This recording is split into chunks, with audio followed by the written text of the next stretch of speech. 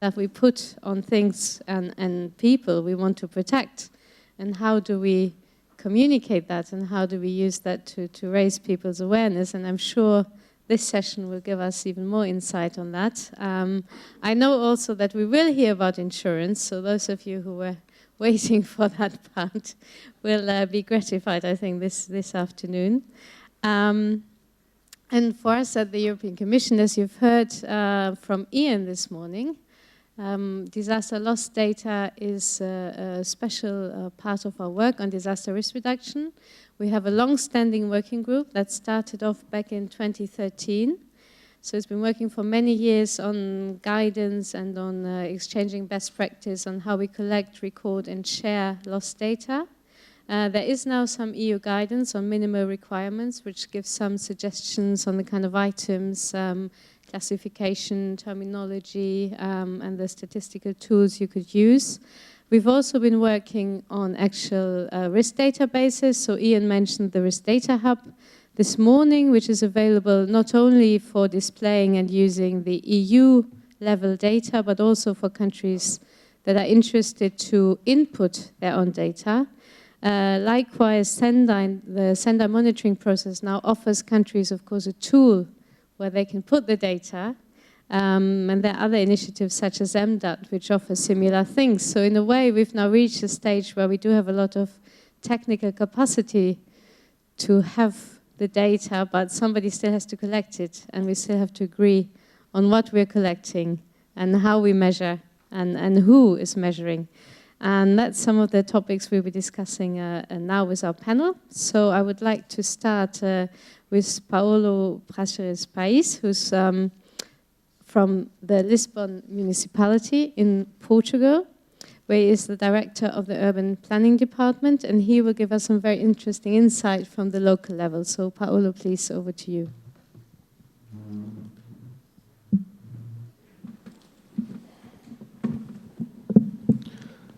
Thank you for inviting us to be here today and to show some of our concerns in Lisbon about the impact of climate change and the risks. Okay. Lisbon is the most occidental capital of Europe, near the Atlantic Ocean, and it is a very hilly city. We have this special location of Lisbon, and the natural terrain of Lisbon is very dangerous to create hazards for our city. We do the municipal strategy for climate change adaptation, and in this strategy we monitorize the last years of intense precipitation, strong wind, cold wave, and hot wave in Lisbon. We used the civil protection alerts, and we use for the hot wave the activation of Plan for Homeless in Lisbon. And this is the events. The event, the strong wind is the main event in all the years. But in some years, we have intense precipitation in Lisbon with floods. This is the impact. You can see in 2013, we have just one event of intense precipitation in Lisbon. But in 2014, we have 16 events. But the floods in one event is 36% of the impact in the city. And in 2040 is more or less 60% of the impacts in the city. the floods is very important in the impacts of the city. This is the mapping of the areas with vulnerability of floods. This is just one event, 22nd of September. This event, it was a huge event. This is the mapping of the impacts in the city. You can see the main avenue of Lisbon with big stores with this kind of impacts. We do a drainage master plan of Lisbon. It is a huge master plan. We plan to do 2 channels, one with 5 kilometers, the other just 1 kilometer. It is wrong here. It's just 1 kilometer, and another base solutions combined with these great infrastructures. It is 178 million euros of investments and 100 million euros next 5 years. We do a cost-benefit study, and this study shows that this strategy can be profitable because the benefit is more than 10 million per annum in Lisbon. Of course, the municipality will waste the money, but all the society will collect the benefits. And thank you. I have more things if you have time to show. Thank you.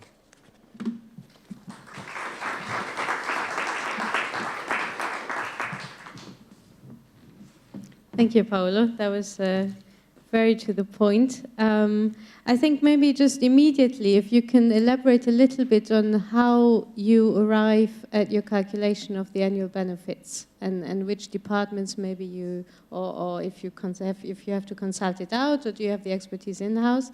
Can you maybe give some more practical insight?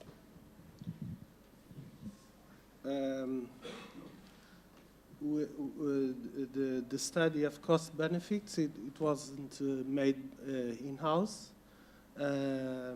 It was external expertise. We do the work, this special work. Also, the Lisbon Drainage Master Plan was made by in-house and with the university and external expertises too.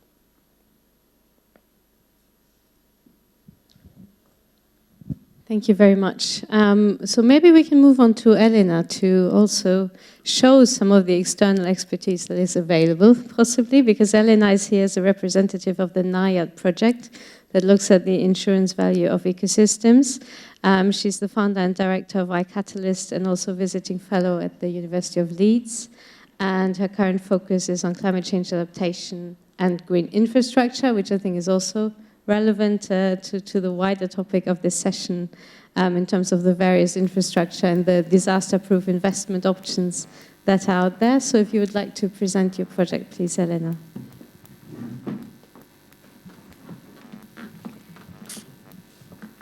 Okay. Well, first of all, thank you very much for being here. And in fact, I mean, I'm presenting a project, but it's actually about 23 partners that take part in the project. So in a way, this is a collective knowledge that we're gathering from all the partners. And I actually wanted to also acknowledge that one of our partners is actually CCR, which is a French reinsurance company. And they're actually in the kitchen with us trying to understand the topic of the insurance value of ecosystems. Okay, we have a very clear goal of what we want to achieve by the end of the project. And basically what we're trying to do is a research and innovation action, so it really is about knowledge. But I think a lot of us, because it's a very mixed consortium which has SMEs, NGOs. The coordinator is actually a river basin agency in Spain, the Duero.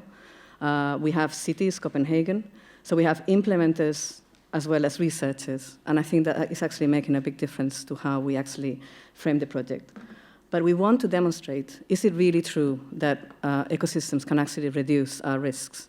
And if so, how could we actually structure them into projects that actually reduce the risks? And particularly in the focus of NIAR is very aligned with, like we heard yesterday with Sendai, that we're trying to shift the kind of the investment ex ante rather than ex post, so that actually there's less damage, because it's also the social cost of actually emergency as compared to prevention.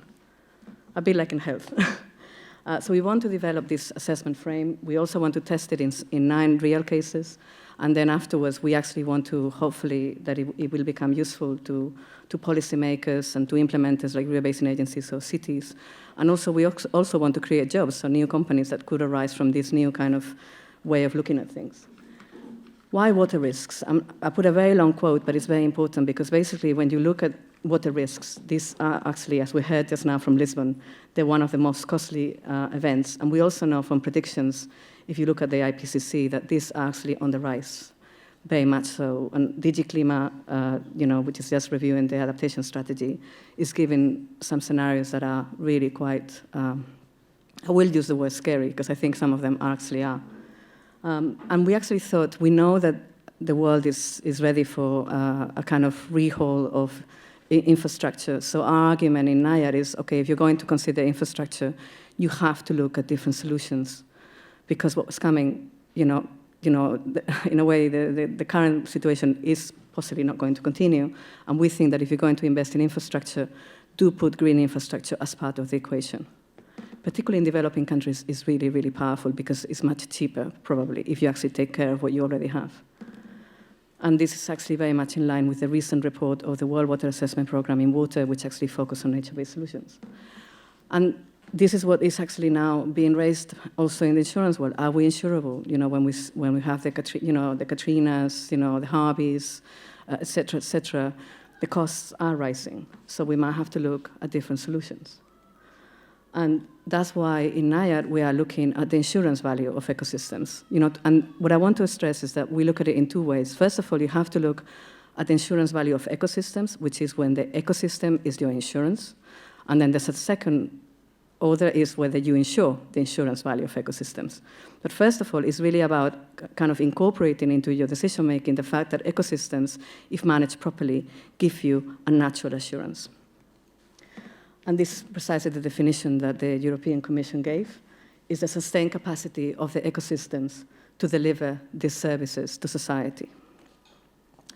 And we actually are seeing some examples. There's actually now one insurance company that has just generated a new product. They're basically insuring coral reefs or mangroves, precisely because, for example, in Mexico, because of the potential, and they actually, this, as I was discussing with Nora, one of our partners is here from IHE, even the fact that sometimes you cannot demonstrate their value in terms of reducing the damages, but you can also do it the other way around and calculate how much more it is because the mangroves or the coral reefs are not functioning properly. And this to us this comes from Nina Gravelin from BRGM. The Geological Survey of France is actually our economist in-house, where we're trying to say, to what extent can actually green infrastructure and nature-based solution reduce that peak? So then, and any reduction that you have is money you're saving. So we're doing, I'm not going to go into this graph, the PowerPoint will be afterwards so you can actually have a look at it.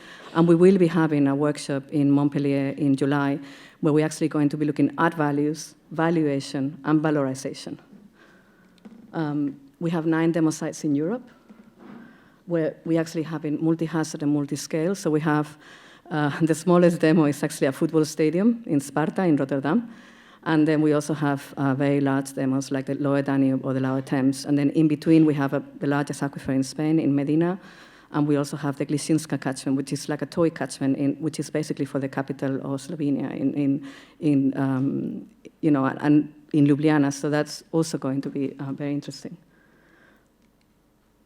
We multi-hazard. Most of our demos are really looking at floods. In the case of Spain, we're really mainly looking at drought and water scarcity, which is not necessarily the same. And then, for example, the Romanians are also very concerned with issues related with, for example, with land subsidence and erosion. In terms of demo results, in terms of numbers, I have to say we don't have results yet for our demos because we're literally developing the assessment frame. But what I'm going to tell you is the assessment frame that we're developing as we speak, because we're still halfway through the project. So we do come to those numbers. And we're doing it differently. We're not going to express, technically I would be an SME, but in this case, we're actually going to the stakeholders. We're working with them. We have already interviewed all the stakeholders. We're following the same process in all the demos where we interview them about how they perceive risk, what is the concern that they have, and also we're working with them to identify the solutions that they might want to actually implement, because we believe that then it's much more likely that they will be implemented. And we do think that it's not just about participation. It really is about co-creation and co-design. So this, for example, we think is important because this was hosted by the Duero, which is a regulator, of course, for this area. It's important because it means something, because this implementing agency can then act on what the stakeholders said. And they identified crop change, managed aquifer recharge, and soil conservation as the main measures that we're going to now put through the whole grind of the assessment process to evaluate to what extent, if we take these measures, they will actually manage water scarcity and drought in a more effective manner. The case of Copenhagen, they don't have one nature-based solution. They have something like 300. So they are on a different scale. They're on a strategic, and this comes actually from one storm event they had where Jan Rasmussen, who is doing the adaptation plan, explained to us that they already know. In the case of Copenhagen, we're also learning sometimes it's not green or gray. It really is about green and gray because they actually complement each other. Those synergies are very important. And what we already learned is because if you have gray, you have one function. If you have green, you actually have more functions because of the social value that they might have. If you have a flood park, that then people can go running, so it has all these health benefits, for example, or recreation. In the case of Lishinska, and here it was interesting because the workshop was actually held by an NGO, which obviously has issues because they have a different status compared to the River Basin Agency. But we're trying to kind of incorporate them, and we will have the Duero Basin visiting this catchment to explain to them why maybe they could go for different solutions, like green solutions. And in the economic analysis, and I think this is probably the most important slide for this afternoon, we're going to do a cost-benefit analysis where we're going to use 4 ways of evaluating. And it's like a menu. You can do the 4, you can do the 1, you can do the 3, because it's a capacity. Not everyone can actually do this full economic valuation. But the economists have said, if you really want to understand how to value things, ideally you should be this in your cost-benefit analysis. You should look at the implementation cost. And we're going to look at the life cycle cost of green infrastructure. And we know, for example, that the capital cost initially probably is lower, but you still have to have the kind of maintaining of the infrastructure. Gray might not be quite the case. So we're trying to understand what it means, in terms of investment. The opportunity cost. If a farmer voluntarily floods their land, they cannot grow crops. So this ties up, for example, with the structural funds. Do we have climate payments, for example, because they're doing a service of, adaptation or reduction to risk? Avoid the damages, and this is probably really, really important, if we can demonstrate that this infrastructure, like, for example, a river restoration, actually ultimately is more effective because it saves damages, then, with the right financing, you can bring forward this investment. And the co-benefits, which we think is going to be one of the big winners for the green infrastructure because they have all these other great benefits that grey often does not have. And the other thing, this is also probably an important slide, in the way we're going to value things, we want to be different because we're a research project. And the way we're looking at it, we're using an ecosystem services frame where we're going to look, yes, monetary, of course, but we're also going to go and understand values, as we heard this morning from the Cuidar project, when you don't have to put it into monetary value, you do not have to express it in monetary terms. And how we incorporate that into the decision-making. And then, of course, you bring physical parameters as well, which often are excluded from the decision-making. Things like, what we're going to basically learning from our models about the real impact of certain hazards. And this is my almost my last slide. I've heard lots about insurance today, so I just wanted to tell you, we actually did do a survey. The very beginning, the kickoff meeting, we realized we have 3 years ahead. We don't know this sector, and yet we're going to be very presumptuous talking about, even if we had CCR with us, it's a very big sector. It's a very big sector in every way, also financially. So we actually did do a survey. We interviewed about 60 people. Half of them were insurance companies and reinsurance companies. And basically, one of the takeaways for us is that we think they have 3 possibilities. This is our opinion, huh? And it's, obviously, I think ideally we should also have the insurance sector speak for themselves. But from our survey, we think that they have a big role to play as an institutional investor. If we demonstrate that this is actually financially viable, they could be another investor like anyone else, like pension funds. Maybe new business models. As I said, for example, we now know from this survey that you can insure a forest for the timber value, but you cannot insure it for the service, the flood protection service that it gives you. So we need to incorporate other values now, and other functions, and other services into how we value things, and how these are then documented into the whole financial sector. And also, of course, the role, which I think is probably the most interesting one, of the insurance sector, because they insure, for example, utilities, or because they insure others. And in a way, if you demonstrate that these solutions are effective, then they might have some kind of better premium, etc. So they can also play a very interesting role as a kind of driver, or creating the right incentives in the way investments actually happen. And this is the service. So we actually, for example, mapped, because one of the things I have to say, everyone talks about insurance, but a big news to you is very, very heavily regulated at the national scale. So you really need to understand what happens at the kind of domestic state level, because there's very different models of insurance from Northern Europe to South Europe to outside Europe. So in France and Spain, we have a solidarity. We have a state company that is reinsuring. That's not the case, for example, in Germany or in Sweden. So it's a sector that is actually, once you go in, it's actually very complex. And this is my last slide. We actually think that in terms of, this comes from a survey. There was a report also from Lloyd's saying that nature-based solutions are around 30 times cheaper than building seawalls. And also, compared to expensive infrastructure, keeping ecosystems healthy prevents climate disasters, saves money, and improves resilience.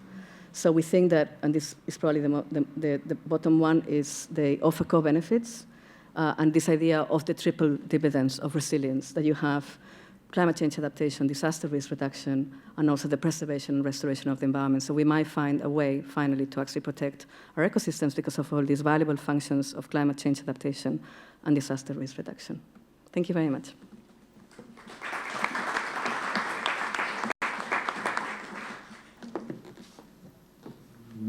Thank you very much, Elena. That was very insightful, and it's good to see that the project is going so well and kind of going full stream ahead. I noted actually on your point in particular on the insurance sector and its role as an institutional investor, because we have also got a lot of events with them, and I think it was back in 2016 or early 2017 that the colleagues from DG Climate Action launched or published a study on the different insurance models, as you mentioned, across Europe, and to what degree they can serve as drivers of this prevention or risk awareness, at least among the users and the insured, let's say more generally. But at this event, what we're often hearing from them is that there is actually a lot of capacity. So I'm sure if somebody was willing to pay the premium to insure something for its ecosystem value, they would probably find a way of doing it. Maybe the problem is actually at the other end, that who would actually put up the money. And maybe that's something that we can discuss with Peter. So before going to the questions, I would go straight to Peter Coppens, who's here from the European Investment Bank. He works in the Regional Development Unit and concentrates on financing of national and regional development strategies. And he will provide some examples of how the EIB intervenes in the disaster risk management cycle. So over to you, Peter. Maybe before I get started, we can show a short video with some examples to start with.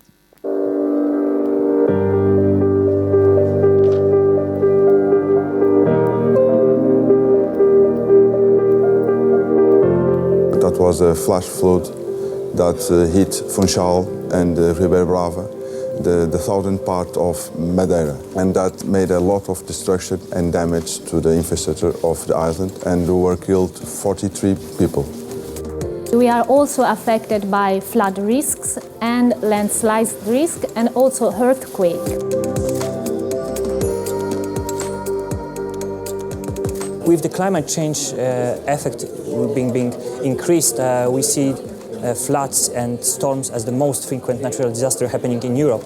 But we also should remember that increased temperatures pose a lot of problems in the urban areas. Heat islands also pose health problems for the citizens. We had to inform the population because some population were completely out of the question. They were not worried about the flash floods and the heavy rains. Now, every people, when it rains, gets worried. That's okay, because people get worried, they get safe. Communication in disaster risk reduction policy is, of course, extremely important. There are several facets of communication in disaster risk management.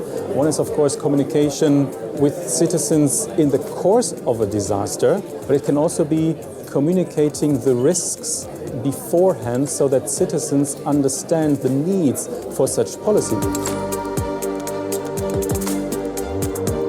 The EIB is financing a lot of projects in the sphere of disaster risk management, which is helping the regions, cities and national authorities to structure plans and help them implement through the investment programs financed by the EIB.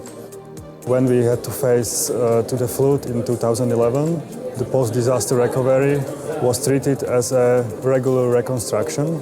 Now we had learned that if we had to face to the disaster, we can immediately involve EIB into their disaster management and recovery. We think it's important to guarantee a constant amount of financing, because in this way the local authority can properly program the more suitable intervention and create a very virtuous processes. The European Investment Bank is one of the drivers, the implementers of EU policies in this field by helping cities and regions to build up resilient infrastructure. The EIB is working on a continuous basis to help the regions and cities, so there is no need to fill an application form. Just when the region or the city is preparing their investment program, they can come to EIB, contact our local offices or headquarters and see how we can structure together a project for EIB to help finance that investment program. This is where we are happy to help also in design of some of the projects.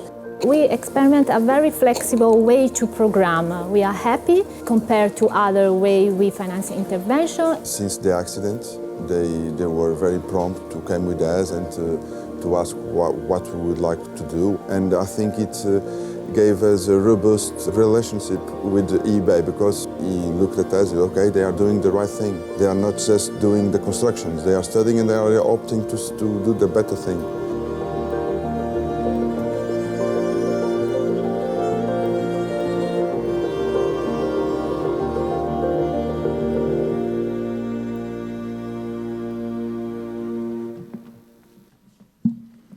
Good afternoon, everyone.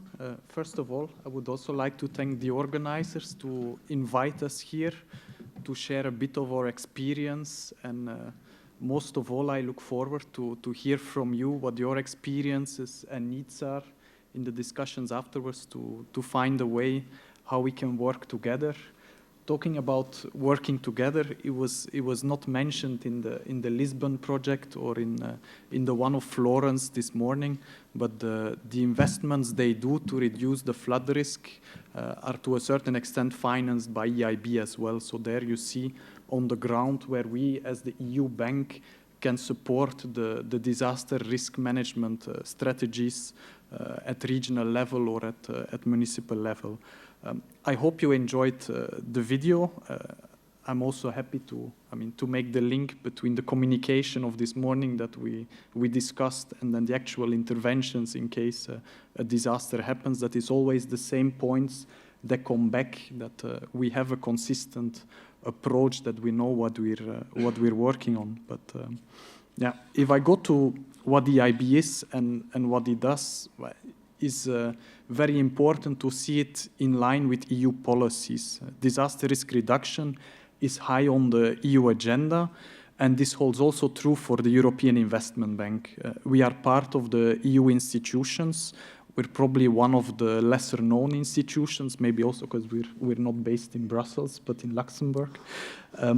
But we operate based on the same policies, guidelines, and we follow the recommendations of the European Union. So it's an integrated approach in which we handle towards the member states.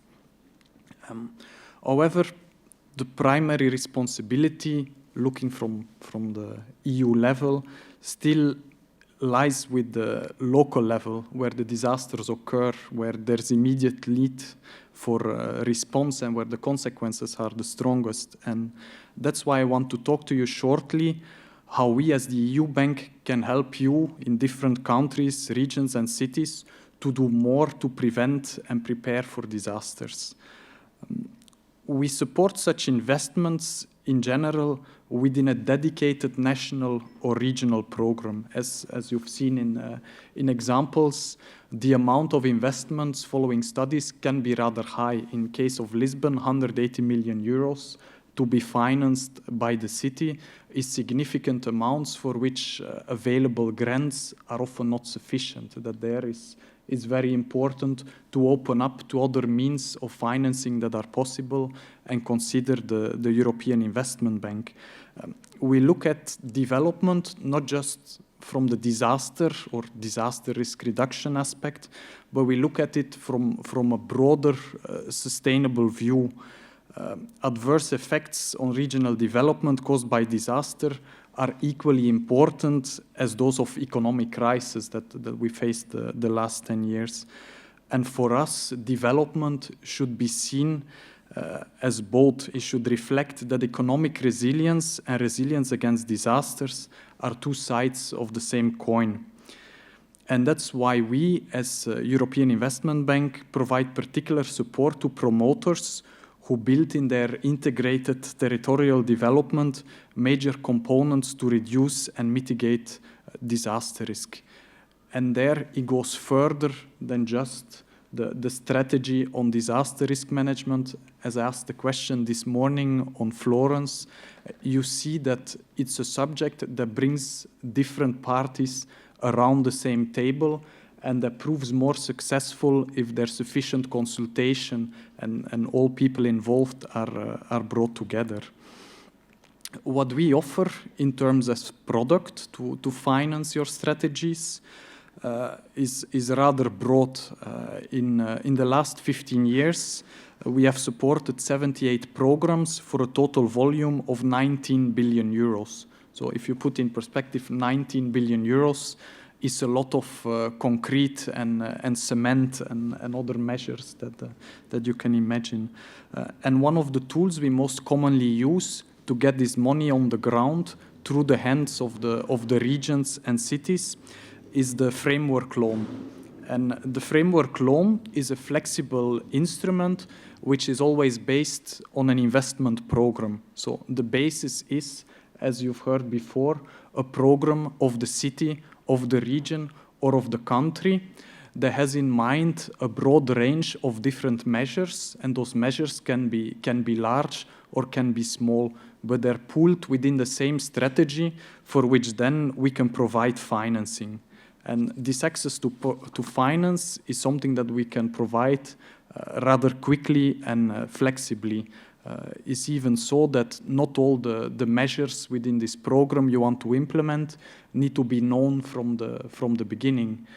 Disaster is not always predictable, so part of a loan could be used as a standby facility that in case disaster strikes, like you've seen in Bratislava in the video, you have immediately access to the funds you might require to do the first reconstruction work. We finance via those framework loans all the steps in the DRM cycle. So we start from prevention and preparedness and go further to post-disaster and reconstruction activities. With respect to preparedness and prevention, you can think at flood-preventing dikes, irrigation systems, rollout of early warning systems, equipment for search and rescue, and also equipment for fighting water and fire. In the aftermath of a disaster, as you have seen in the video testimonials, EIB provides support through dedicated recovery framework loans. And there, one of the particularities is that we can finance up to 100% in exceptional cases, that there's no need for co-financing. So I don't wish it to anyone, but in case you've been stricken by disaster and have urgent need for funds, we have special conditions if the case arises.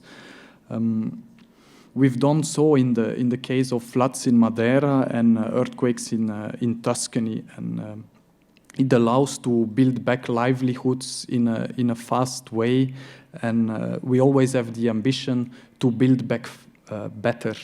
Like if you look at earthquakes, one of the points we look at, for example, in the reconstruction of schools, is that they comply with better standards, that in case of repeat earthquakes, the infrastructure remains prevailed. And you can look at it as schools having a higher investment cost because they're more sturdy, but on the longer term, they might need not to be rebuilt because they go through the next shock. For some cities and regions, the European structural and investment funds, which were already mentioned this morning, for example, the Regional Development Fund and the Agricultural Fund, for some regions, they form a major part of their financing. And also there, as the EU bank, we provide co-financing for a part of the national share that they need to add to the program. By this way, which in our banking slang we call blending, our loans can serve as very important enablers of this ESIF-based investment in civil protection across the whole EU. And in case of interest, EIB could also develop a very particular facility dedicated to national civil protection or disaster risk management. So to date, we have not heard any broad voices for a specific country scheme, but if you have interest in financing particular programs, I'm always happy to get in touch with you and discuss at some point. So to summarize, because we were limited in the time we have for our speeches, I would like to say that it's mainly the regions and the cities that have to cope with natural and man-made disasters that become more and more frequent and also are rather diverse. In the same city, you can have issues of, we've seen on the slide for Lisbon, it can go from too hot to too cold and too much wind, too much rain. There's a wide range of risks that can impact the population, and they require a holistic response to improve resilience, and that can be within an integrated territorial development strategy or dedicated national or regional programs. In any case, timely investment in civil protection and disaster risk reduction can significantly reduce future risk and cost of the intervention, but I think it's something that I don't need to explain to you. You're more aware of the long-term benefits of that. But for us as well, for those reasons, we think it should be a priority for investment. And when you look at your strategies, I would encourage you to be ambitious. Keep in mind when you work on your strategies that a wide range of investments that you might have in mind are maybe too large to be financed by grants or funds you have immediately available.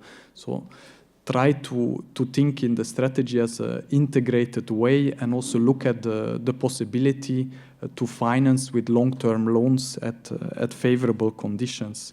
And if you think an EIB framework loan could fit within your expectations or what you need for your investment program, we're very happy to help you.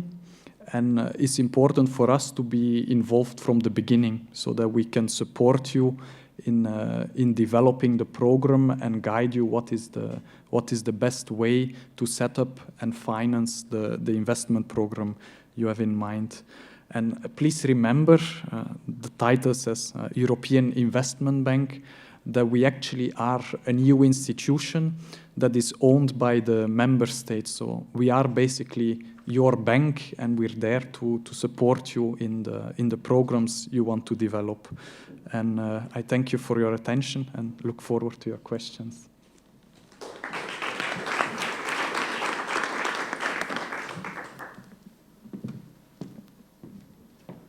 Thank you very much, Peter.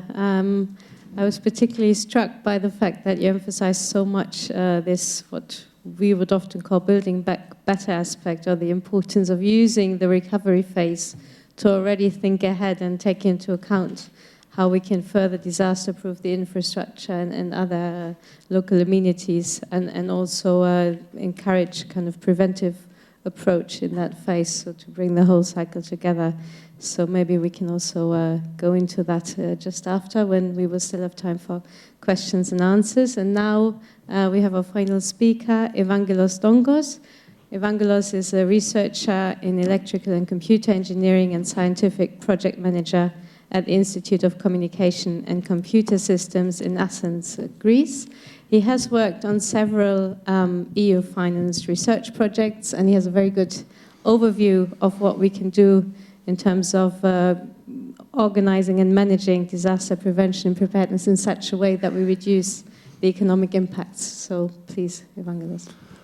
So good afternoon, ladies and gentlemen. Thank you very much for this invitation, for giving us the opportunity to provide insights from real examples where we tested research results, mainly in the fields of response and recovery, I would say.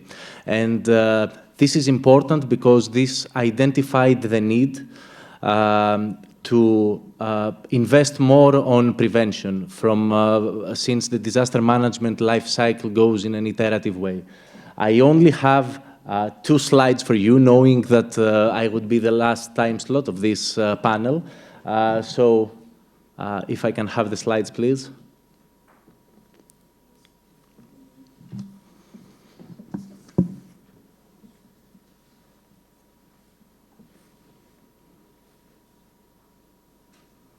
So the idea is that I only used a few of the available data provided by the EC. I isolated them in order to understand the importance of prevention and how this can be a really cost-benefit case. So from the EU cohesion policy, the development assistance that is being provided, and this is simple math, is at the order of 350 billion euros.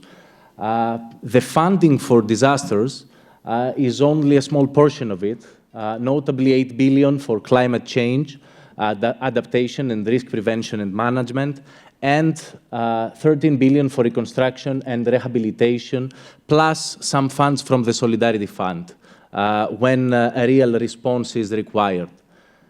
Notably, since 2005, natural disasters have cost the EU close to 100 billion. So you can do your own math. This is a simple analysis that for every euro spent on prevention, 4 or more will be saved on response. And for this, I would like to give you some tangible examples coming from projects in which we have participated, and we have taken advantage of the European funding to prove this very simple concept.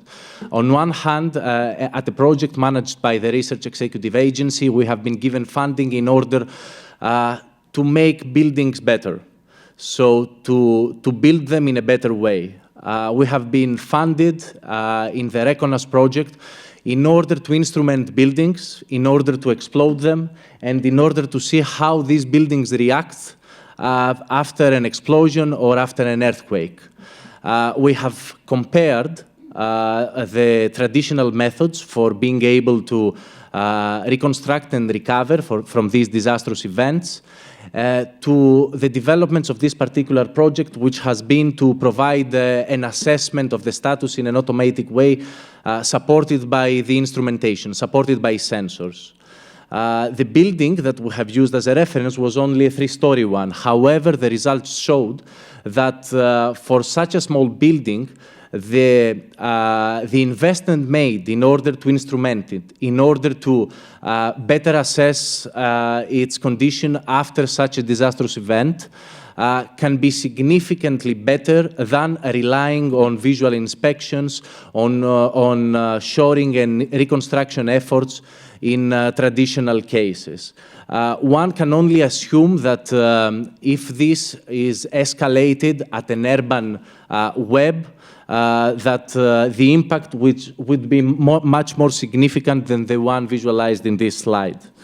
At the same time, we have been closely working with a research executive agency that is managing several projects in the preparedness phase. So we are working in prep, for example, where we are building a training platform that connects the civil protection agencies, connects the practitioners, in order to respond faster. And this is a preparedness act. This is an action that is there in order to train them to respond faster, to respond more efficiently, to respond more effectively. And I've heard from the distinguished panelists that risk awareness is an important aspect on understanding the economic impacts of disasters, and at the same time to make appropriate investment planning. But I think that the most important fact would be to merge these two disciplines. So risk-informed development finance and risk-informed development plans are a key in order to build more resilient societies, and are a key in order to trigger a really effective and efficient prevention and preparedness. Some of the findings that from these exercises, from these projects, is that there is much need for risk assessments to be driving the policies, the policymakers, and at the same time, a resilient recovery gives us the opportunity to build back better. So, as in the case of the previous project that I've mentioned, we understood quite easily what has been a way to build such a building in a better way, and to escalate it to build an urban web in a better way. I would like also to mention that a real enabler in this effort would be the private sector, that can play a key role for the investment strategies, for the way that they build infrastructure in a better manner.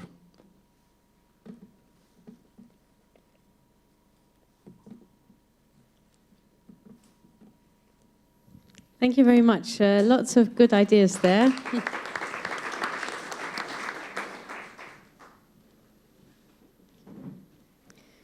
I was actually noting down some quick questions before we started, and one of them was, in fact, how do we measure? Because we, as I said in the introduction, I think there's a lot of theory around where do we get the data from, and one of your projects at least seems to have found a way, starting with buildings. So maybe, if I may, like with the other panels, we would start to discuss briefly among the panelists, and I will then open for some questions from the floor. So I would start maybe with this aspect of the practical application, and maybe you're free to respond for some of you, either from your project perspective or maybe giving some general thoughts on that. How do we get these kind of apps or tools, or maybe just guidelines or whatever they would be, to people like Paolo? Or you can say what would be useful for you maybe to improve further the data collection and to use that for your risk management at city level, and maybe share with institutions like the EIB to make their job easier. So if you could all comment on the practicalities. Thank you. The data is always a problem.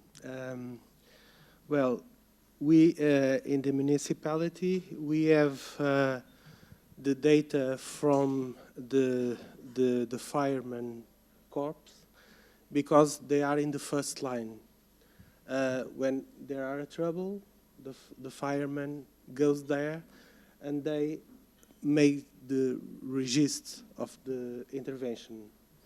That because we have some data of the impacts. When I show you the impacts came from the data from the fire corp of the municipality. Now we are improved with a data structure in our municipality to collect more data, like the example of Florence. But there are some difficulties. For instance, to arrange data from insurance is always a problem. We collect some data from insurance companies to do the study for the drainage master plan, but we have to use international methodologies to extrapolate for euros the impacts. There are certain uncertainties in this kind of data. I made a short presentation because you said me just 5 minutes, but I have another slide. And I have an example. It is an European rule. It's obligatory, the municipality doing the noise action plan. If we don't do this, we have a penalty from European Commission, and we do that. It is obligatory to do that. And it is not obligatory in Portugal to do a cost-benefit approach, but we do. The first is collecting the data. What is the impact in health? The benefits. And I ask to the national authorities, and they don't have answers. And they ask me, why do you want to do this? It is not obligatory. It is just obligatory to do the action plan for noise. But I told them, but I have a huge investment in noise. I have 9 million euros to do this action plan. I have to show the politicians why we do this. And use the case of Berlin in Germany to inspire our study. This study was made in home, in our service. When we do that, we have 29 areas in the city to intervention. And we saw there are areas where the cost benefits are no good, others are good.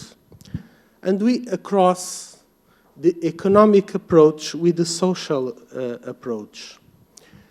And we cross then, we can see with 3 million euros, the plan is 9 million euros. With 3 million euros, I solved the problem of 79% of people with the impact of noise. It's incredible.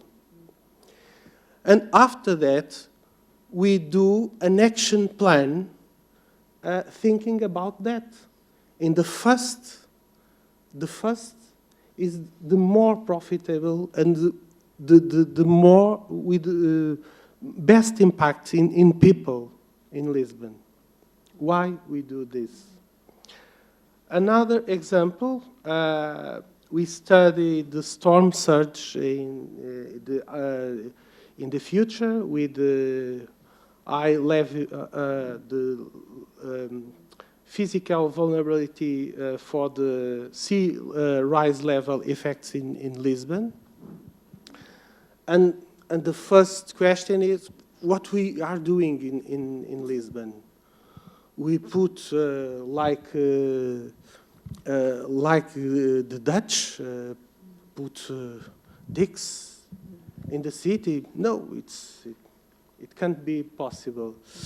And now we are thinking in the progressive approach, but today, when we renew a part of the city near the river, it is obligatory to think about this and to put this area with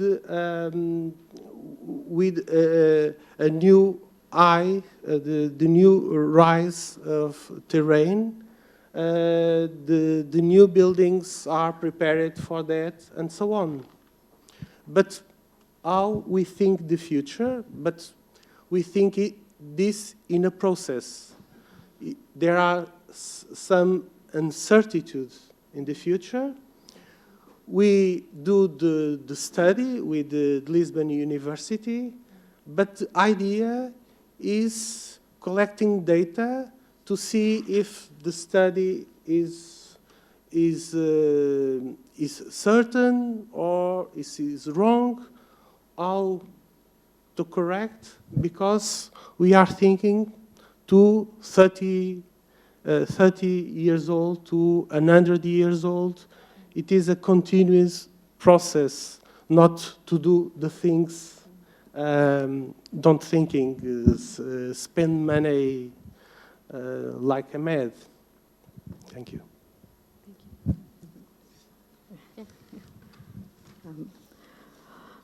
Okay, so in terms of data, I think the way we're approaching it in NIAD is mixed, and I think that's why it's been very valuable to have 9 cases at different scales and also at very different capacities, all the way from Copenhagen, which is a poster child, to countries that struggle a bit more. And I think the way we're dealing is we're starting to really kind of look at not just data, but indicators, because as everyone says, it's an assessment frame, so you need to actually, it's a system, so you need to understand the system. So it's not just having the data, but actually having information that you can understand, because it's giving you signals as to what could happen. And for example, in the case of France, it's almost like it's a very well-modeled catchment, but they're going to look at all that data in a different way. They're going to ask different questions to the data. So that's the plan at the moment. And I think also, if we don't have data, we also have expert knowledge, which is also a valid option if you're data poor, you know. And then, for example, we're using, when we choose models, we go for things like Bayesian networks, which can cope with uncertainty. I think that's a very important element as well. You choose tools that are suitable for the questions you're going to ask. And I think in terms of lost data, because we kind of have insurance part of very much at the core of our project, I think I would say two things. One is it's very interesting because, for example, we have 2 cases that have got access to lost data, and the reasons are different. In one case, they have access to the data because they are an insurance company. In another case, they have data because they're Scandinavian, and the culture is different. So we already know, for example, and I strongly encourage, or I can put you in contact with the work done by Finance Norway and Mia Evelstoft, who presented at DG Klima, because they are really pushing, and I think at the policy level, that will be my comment to DG ECHO and DG Klima, to keep the pressure up that some of these data really somehow has to get back to the public. Even with all caution for commercial blah, blah, blah, maybe that's a policy important question. But what we also want to share with you is what we're doing. We're having a workshop in Paris in October, hosted by CCR, on damage functions, where we're trying to say, okay, how can we extrapolate damage functions so we can then have some kind of level of damage cost or loss data. But they're also experimenting, and this is why I think NIAD is more a research project still, which is, I think is useful, because it's about knowledge generation. And we're looking at proxies. Instead of damage data, maybe you can have indicators that are approximate to the loss data, or the way of deriving the same knowledge when you don't have the direct knowledge. And I think that's probably what I would say about how we're dealing with data. Thank you, that's very interesting. Peter, maybe some thoughts on that, and what would be interesting to know actually is to what extent you require, or you would ideally already see your potential clients walk in through the door armed with all the possible data, or is it an expertise that you're actually offering them to kind of go back home with them, as it were, and look at what the situation actually is and what the losses were? What we like most are people like Paolo that are very well prepared and have everything ready, calculated and justified. But okay, not everyone is at the same level. So the first step we do is assess which kind of studies have been made, if it's part of an integrated approach, and if parts are missing, we can provide support in terms of prioritizing the investments or doing a second assessment of alternative options that there are. For us, the most important are the few points that were put forward, that you collect the information from the different services in the city of the region, that you get a complete overview, and then on the basis of let's say, a decent set of information, you are able to calculate cost-benefit of different scenarios, and on that basis prioritize. Because until now, I've never met a client that is able to finance all investments he wants to do. It's always a shortage of money that they need to see how the money is best spent. But I mean, for us, in many aspects, we rely on the clients, and if the clients ask us for additional support, then we're happy to help. But in many cases, we see that they're perfectly aware of the situation they're in, and they're already well prepared to prioritize the investments.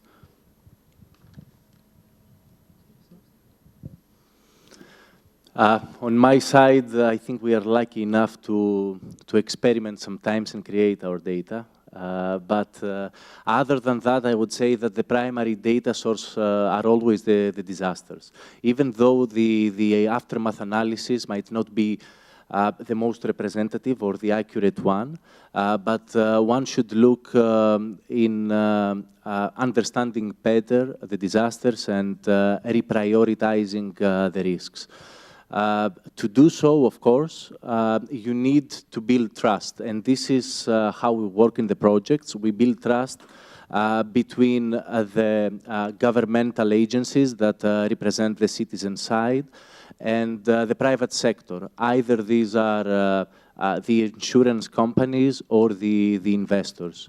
One might assume that an insurance company is not always very open in sharing their data about their portfolios, about how they are managing the indicators for which they provide the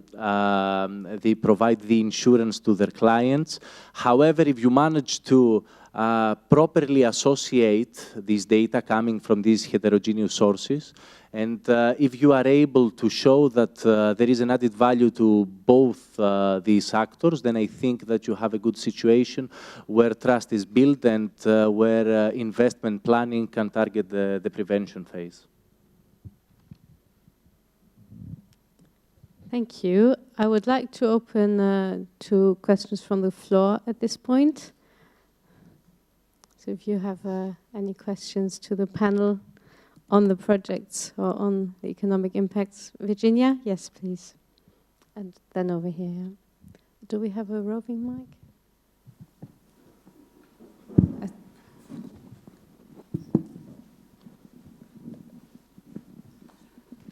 Thank you so much. Fascinating presentations on topics that cause us a lot of thinking. To me, green and blue spaces has been a very important consideration for how we manage floods. But what I was really interested in was this issue around Build Back Better. Many of you mentioned this, and most of our insurance industry implies, when we discuss this with them, that you can only build back what you've insured to the same standard. So I was very pleased that you were anxious to improve the schools. I thought that was really great news, Evangelos. But I am worried that if you site a school in a dangerous place, should you not move the school in the first place before you build back better? How do you handle that? It would be really interesting to know. Thank you. Maybe we can take 2 more questions on this side and then hand back over to the panel. And there was one here and then the gentleman at the back.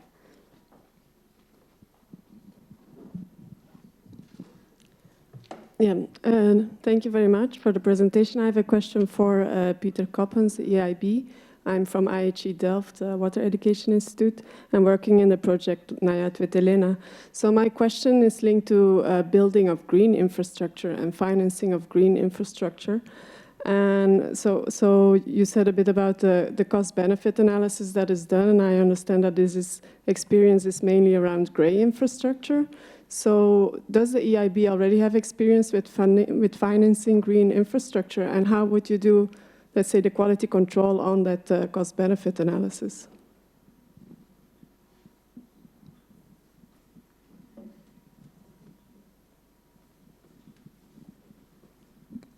Thank you very much. My name is Kees van der Guchten, Deltaris from the Netherlands.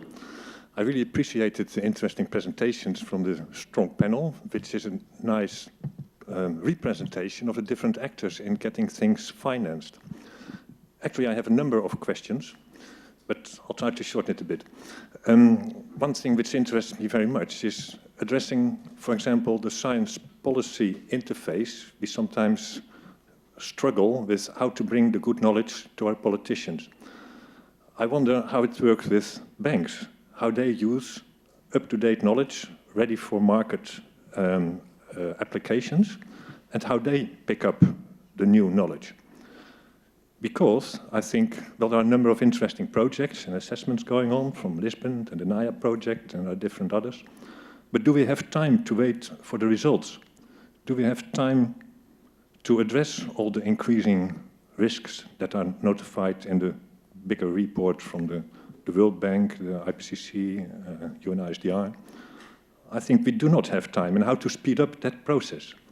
And I would challenge maybe more the financing institutions, like the EIB, the other representative, on how to pick up that knowledge to speed up the process, well, to address those risks more fluently, how to address cash returns, which are so often needed when you go project by project. While the other projects, they talk on avoided costs because of the good knowledge that we have, reduced risk by green infrastructure, but which are no cash flows. How does the bank handle that? And how do you speed up the process? Okay, maybe over to you first, Peter. So thank you for the questions. I'll try to be to the point on the Build Back Better. You have a very valid point. Does it need to be reconstructed at the same location or elsewhere? And I fully agree that what we basically do is that we don't impose a region or a city what they have to do. They basically come up with their plans, and then we assess the plans, and we see if we have certain questions or comments, we discuss it together, and then it might result that we agree what they initially proposed, or we bring up arguments that they change their mind. So we don't have a standard policy if we need to relocate schools or we can rebuild them. The only policy we have is a reconstruction to look at the whole strategy, because there are many other parameters as well. if the school is not there anymore, you build a new one, do you still have the same number of students? Do you expect to have more or less students? So or do you need to build back a school or something else? So we always look at the integrated approach, especially for this smaller type of investments, because we will not finance only the school, we will also finance the roads, we will finance water sanitation, and so on, but it's a case-by-case package of smaller investments to be done, and then we always discuss with the region of the city, and okay, then to link into the second question where we get the expertise, we are not a commercial bank, so for us it's not only on getting the returns financially that the loan is paid back, it's also about all non-financial returns, can be economic in terms of social externalities, environmental impact. So it goes a lot broader, and in setup, EIB has a lot of engineers and economists in-house. So I work in the projects departments. We are 320 engineers and economists. So we have people that only work on energy, they only work on water, they only work on very specific topics, and within those departments they even specialize. I come basically from the department that is the Swiss pocket knife, so I know a bit of everything, but I'm not a specialist in any of those. But I have the contacts internally to get more information on technicalities. I look more into whether it's part of an integrated approach and what they want to do makes sense. If I have questions on how they propose to do it, I go to the specialists. So that's a bit how EIB is set up, to have the knowledge on what are the risks, how can be coped with the risks. And we're also very practiced in bringing in external expertise. So we work with universities, we work with consultants, and that's also to a large extent to fill the gap of local knowledge. Our clients have the local knowledge, but sometimes they're also missing knowledge, because if it's smaller municipalities, they don't do major construction works every year. It's something that happens every 10 years, maybe that they have a very large project that takes some time. So then if we assess the investment program they want to do, we also assess who is the best place to implement the investment program, if they can do it on their own, if we encourage them to hire additional staff or consultancy, or if we need to combine it with external expertise that we require to make sure that the project comes well to completion. Now on green infrastructure specifically, I think you need to broaden the view on how we look at cost benefit or return of certain projects. We don't say a project needs this minimum level of financial return. We have our own personal assessment that is based on experience and alternatives. So in some cases, we support projects that have a negative financial return, but is compensated because maybe it reduces the risk, maybe has a lot of environmental advantages, maybe is in terms of social parameters that is more favorable. So some of the issues we face in some cases is when you do a redevelopment, you have risk of flooding, you need to move people. Is a question of resettlement. Is people's life, their subsistency on being based there and doing the activities they do. On paper, it might be easy to say, okay, we give everyone a house 20 kilometers further. By something that we don't look just at the economic return, that is the cheapest and the easiest way to do, then we need to look at all the social parameters as well, whether it's something we can agree with or not.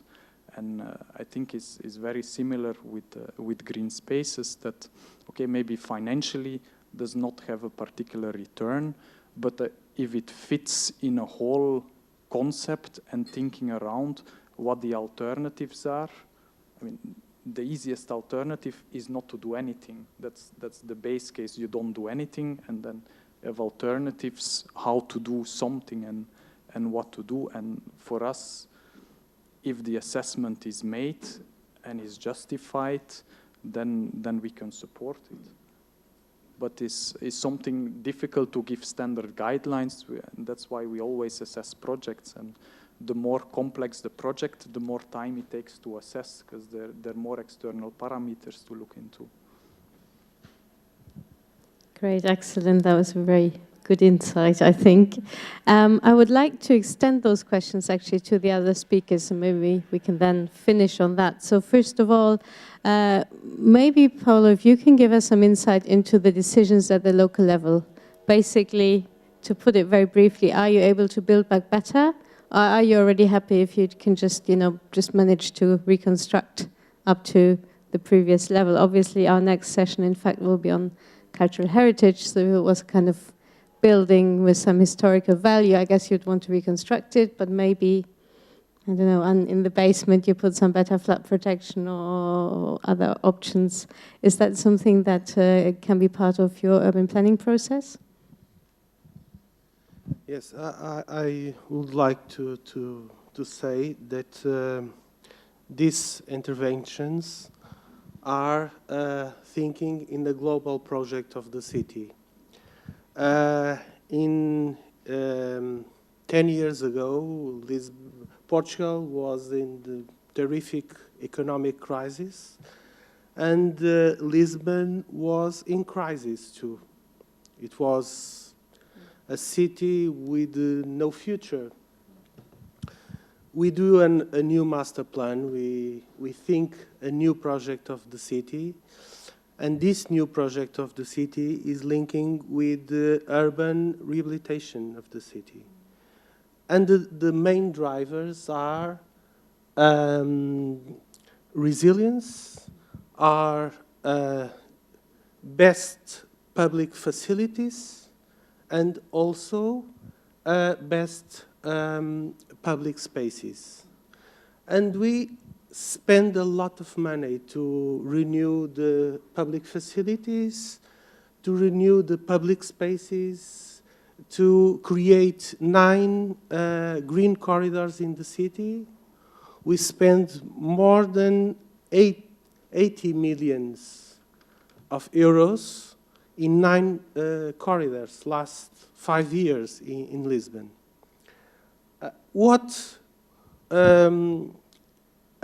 If you look to the finances of the municipality, 10 years after, now we aren't in crisis.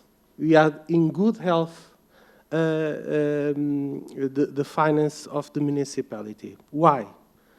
Because the private sector understands the efforts, what we're doing, and they put their money to the urban rehabilitation of the city. And these combined efforts create a vibrant city of Lisbon. It is an opportunity to invest in Lisbon for the private sector.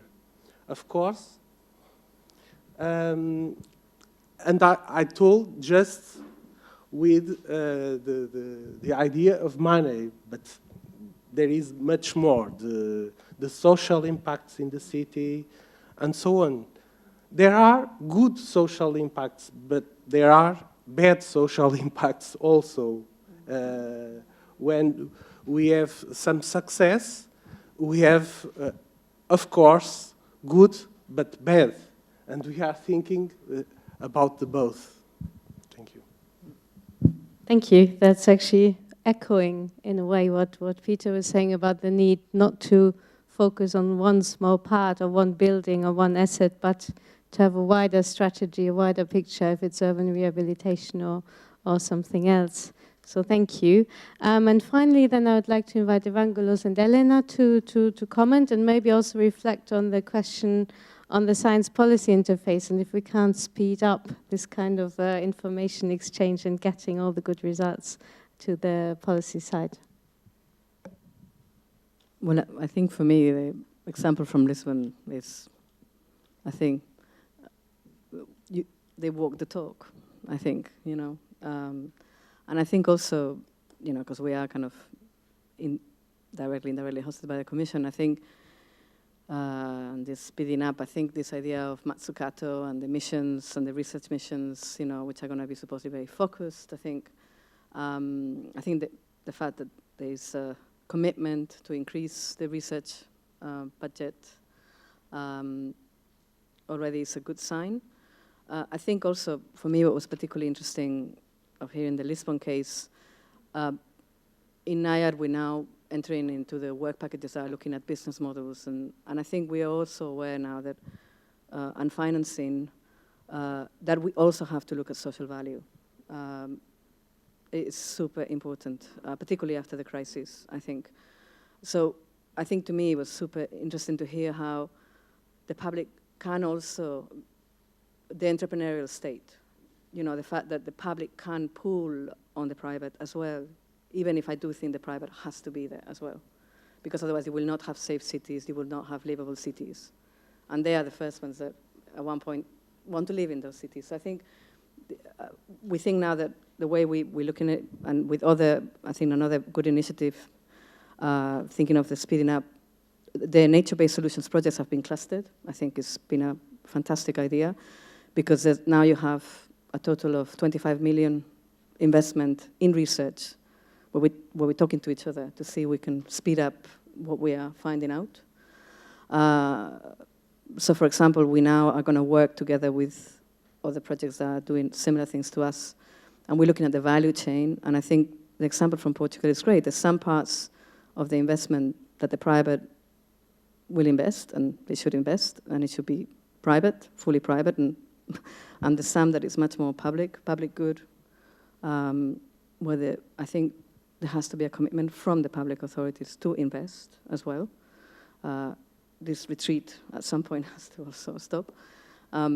And then there's a space in between. I was mentioning to Laura yesterday, to me, the space in between, and this is a fantastic case where you actually pulled on the private, you know, to change the city. I think that's a fantastic case. So I hope in NIAD we can replicate the same. It'd be great. I fully endorse the opinions heard. From our side, we work for building back better towards standardizing and pushing for legislative changes. In many domains, and considering different critical infrastructure or different urban setups. It can be the case where we propose for new structural codes, so the next school that we will be built, it will be much more resilient. It can be the case that we push for a different setup of the water infrastructure, so the new waterworks will provide a more resilient network. And in my opinion, in order to speed up how this can be taken up and how prevention and preparedness can be accelerated. Of course, it is up to the regional and national initiatives to draw their own strategies and to draw their own development plans. But I think we should be strengthening not only the EU Solidarity Fund and Pool for Response, but also for prevention. And this will take into account the differences in terms of development among countries, and it will also assess in a better way what is the actual situation and how the individual member states can be strengthened in this regard. Thank you very much. The very nice closing words. So I think with that I would draw the panel to a close. For me, in some ways, the key message was that I think all the discussion showed that they underline that lost data collection and the discussion around data, it's of course not an end in itself, though it can be quite fun to play around with it and see what you can do, but it's all there ultimately to improve our risk management and to help urban planning and ultimately deliver these social, environmental and maybe also some economic benefits at the end of the day. So thank you very much to all the panelists. We have one more panel back here at 4 o'clock on resilience building with a focus on cultural heritage. And you can now go and enjoy a poster session right next door in the orangery where we had our lunch. And there you can get familiar with some additional projects. And we see you back here at 4. Thank you.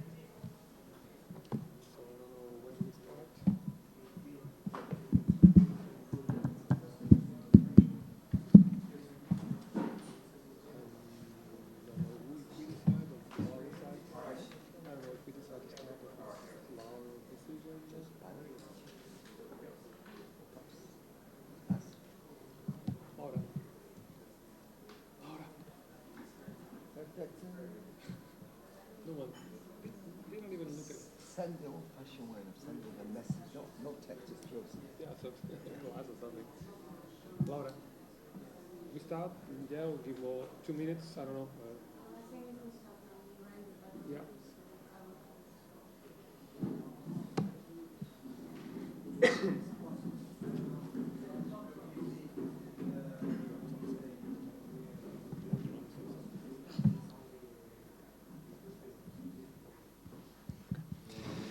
So, good afternoon, everyone. Thank you for joining us for the last panel, the panel on resilience building with a focus on cultural heritage, setting the scene. I will be your moderator, Xavier Romão from the University of Porto in Portugal, and I have here 3 excellent panelists that will hopefully spur a lively discussion. So, as I said, our focus will be on cultural heritage protection and how this cultural heritage protection links with other disaster risk reduction sectors, or links or does not link. It depends on the views of everyone. We know that since it's 2018, this is the European Year of Cultural Heritage. We will also be speaking about that and about some of the initiatives that have been developing over the past few months, and especially on initiatives related to disaster risk management. And as I said, I hope this will spur an interesting discussion on the topic, because we all know that cultural heritage is important. I mean, it has a very high social value. It's also an important economic asset for multiple sectors. And I hope this is, let's say, a way of connecting this discussion to what we've been hearing on the previous 2 sessions. So without further delay, I will give the word to my first panelist, Herminia Chakitano, who comes from DG Education and Culture, and she is the scientific advisor for the European Cultural Heritage Year, so 2018, and she will be giving a few words on this topic and hopefully spur the discussion. Thank you.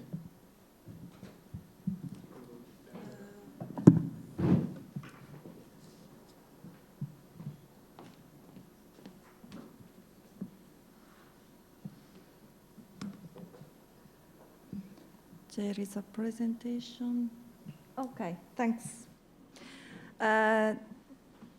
Thanks above all, thanks to the colleagues for this kind invitation to participate to your meeting. So I prepared a presentation to give you a very quick overview of what is the European Year of Cultural Heritage. Maybe you've heard about it, maybe not.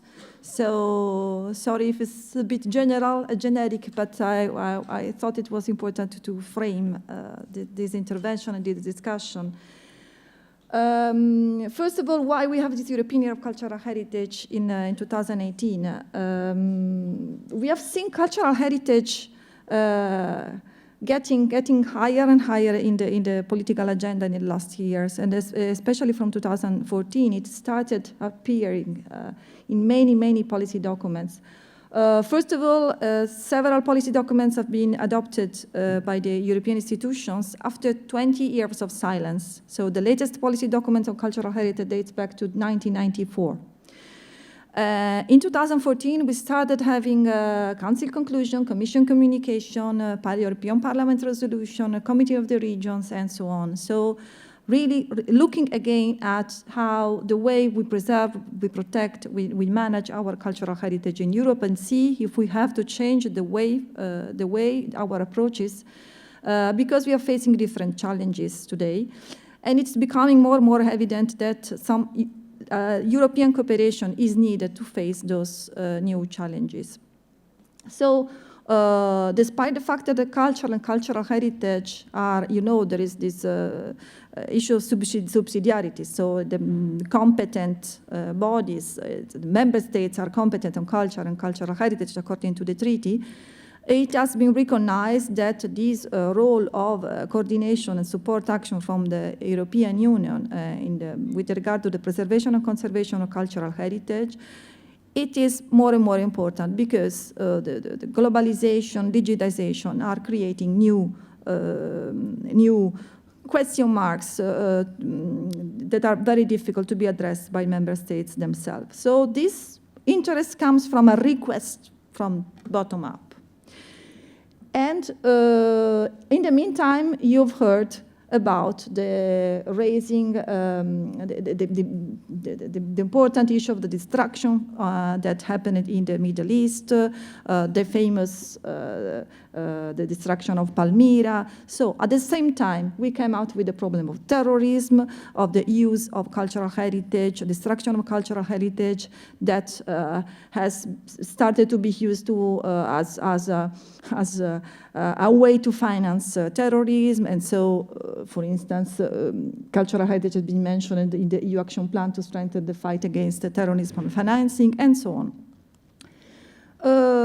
It also has become an important element of the new strategy for external cultural relations of the European Union. And as you know, it has been included in the Sendai framework for disaster risk management for the first time in 2015. And the European Union has, of course, welcomed this introduction and has replied, including cultural heritage, in the action plan that was adopted in 2016. But also other international organizations, the Council of Europe, of course, UNESCO is doing a huge work. And also, for the first time, we've had a G7 meeting dedicated to cultural heritage, who has stressed the importance of culture as an instrument for dialogue among peoples. Well, that's why we have all this important movement, and it was also a movement, a bottom-up movement with all stakeholders asking for implementing the principles and the new approaches that were described in all these documents, led to the adoption of the European Year of Cultural Heritage 2018. That I want to recall that this is the only European year of the Juncker Commission.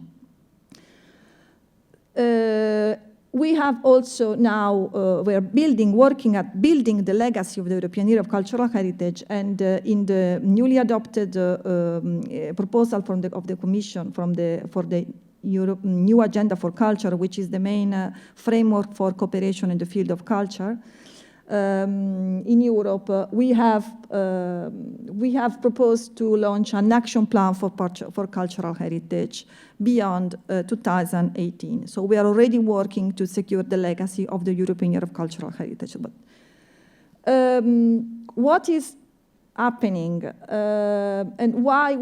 Well, we also had launched Eurobarometer survey to see, to check what the Europeans think about cultural heritage. It's really so important for Europeans, or it's just something that matters for a specialist? And the result of this Eurobarometer survey were outstanding. It surprised the experts that work at the survey itself. They say, well, we haven't seen these results since ages. 80% of the respondents say that it's important for the local community, for the region, for the country, would like to know more. But especially what is really interesting is that not only the 82% of Europeans take pride in cultural heritage, they also feel pride of cultural heritage from a European country that is other than their own. So, and this is really important at these times when we are facing populism and nationalism movement. So cultural heritage is not always associated to the concept of nationalism. It is also something that is understood as a shared resource. The European Year of Cultural Heritage has the important objectives of improving the way we manage and we conserve and safeguard cultural heritage in Europe. But to this principle, to this objective, the European Parliament and the Council also had this important objective to encourage the sharing and appreciation of Europe's cultural heritage as a shared resource, and also to raise awareness on our common history and values in Europe and reinforce the sense of belonging to Europe. We will say later what we really mean with this concept. So it is happening. We have set up an important participatory platform to manage the European Year of Cultural Heritage, involving 35 stakeholders, representing all the European networks for cultural heritage, a platform of national coordinators that is going beyond the EU member states. We have 36 countries on board because we also have other countries participating to the Creative Europe program. And until now, we have mapped, we have registered more than 10,000 events organized in member states. National events and European events, and I also want to say that this is one of the events at a European level that has been awarded as one of the key events for the European Year of Cultural Heritage. But the European Year is not just events, of course. We are working hard to ensure the legacy of the European Year. It's not enough, of course, to raise awareness among citizens, among the population on the value and importance of cultural heritage. We really need to change the way we manage our cultural heritage. We have to improve the way we manage cultural heritage. So how we are working towards this direction. First of all, this is in the legal basis of European Year, and it was one of the key messages from all the policy documents that have been discussed in 2014, is the fact that the cultural heritage is cross-cutting many policies. And this is why, because what is reality cultural heritage? I don't know what comes to your mind when you think about cultural heritage. I think the first idea is a monument, maybe a painting, the Louvre. In reality, cultural heritage is something that is bigger and broader. This is why creativity is something which is all the human beings create and produce culture. But there is something where we recognize that it's important that this creation, it is not left to decay or forgotten, but we want to reproduce what we have created because we see a value in it. And normally this value is a value that is recognized by a community. And I come to the topic of this session. So, to have cultural heritage, the value is at the heart of cultural heritage. And it's something that we value and we want to transmit to future generation. And therefore, we take action to ensure this transmission to future generation. You can find cultural heritage everywhere. You can find cultural heritage in your food. You can find cultural heritage in your city. You can find cultural heritage in your dress. This is why cultural heritage is a component of several EU policies, from the environment, from tourism to citizenship. But in order to work better towards the preservation and conservation of cultural heritage, we have to work with a more cross-cutting and integrated approach to cultural heritage. This means that we have to work better together and across sector and cooperate and implement more participatory approaches to the governance of cultural heritage, and especially engaging the communities and the citizens in this process. But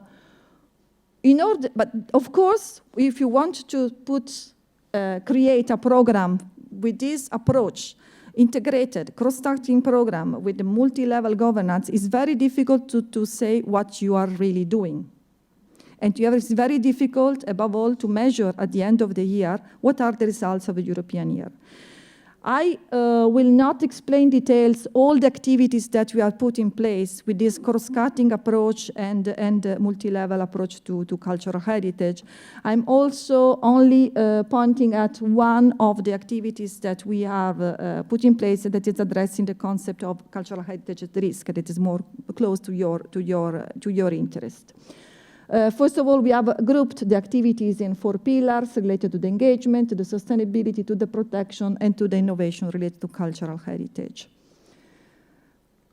One activity that is focusing the protection, and it's really looking at how to enhance cooperation on risk management for cultural heritage in Europe, and also on raising awareness about the implication of illicit trade and cultural goods.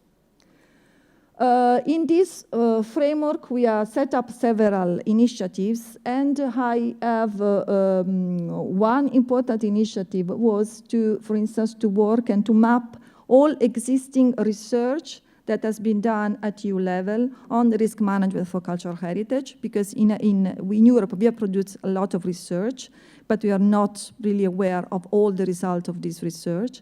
What has been done by the international organization, UNESCO, ICROM, ICOMOS, and all the important stakeholders have produced a lot on cultural heritage. They also have a lot of experience on cultural heritage, on risk management for cultural heritage. And also what is happening in member states, in the member states.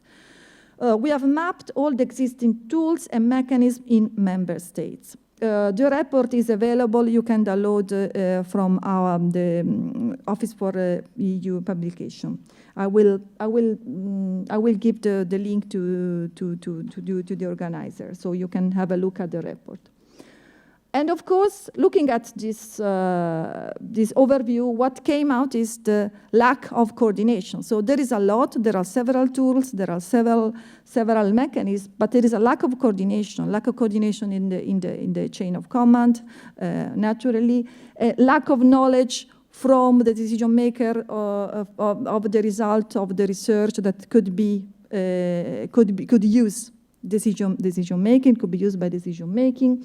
Lack of linear of responsibility chain, low priority of cultural heritage in risk management planning. This is something it's really was stressed by several experts that were interviewed, and lack of integration of cultural heritage protection measure into risk management strategies. So these I stop here because I think these are all open questions.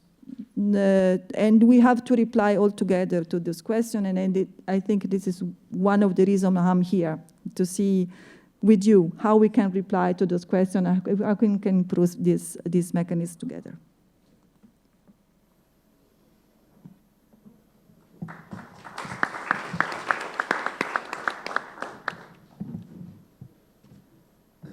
Thank you.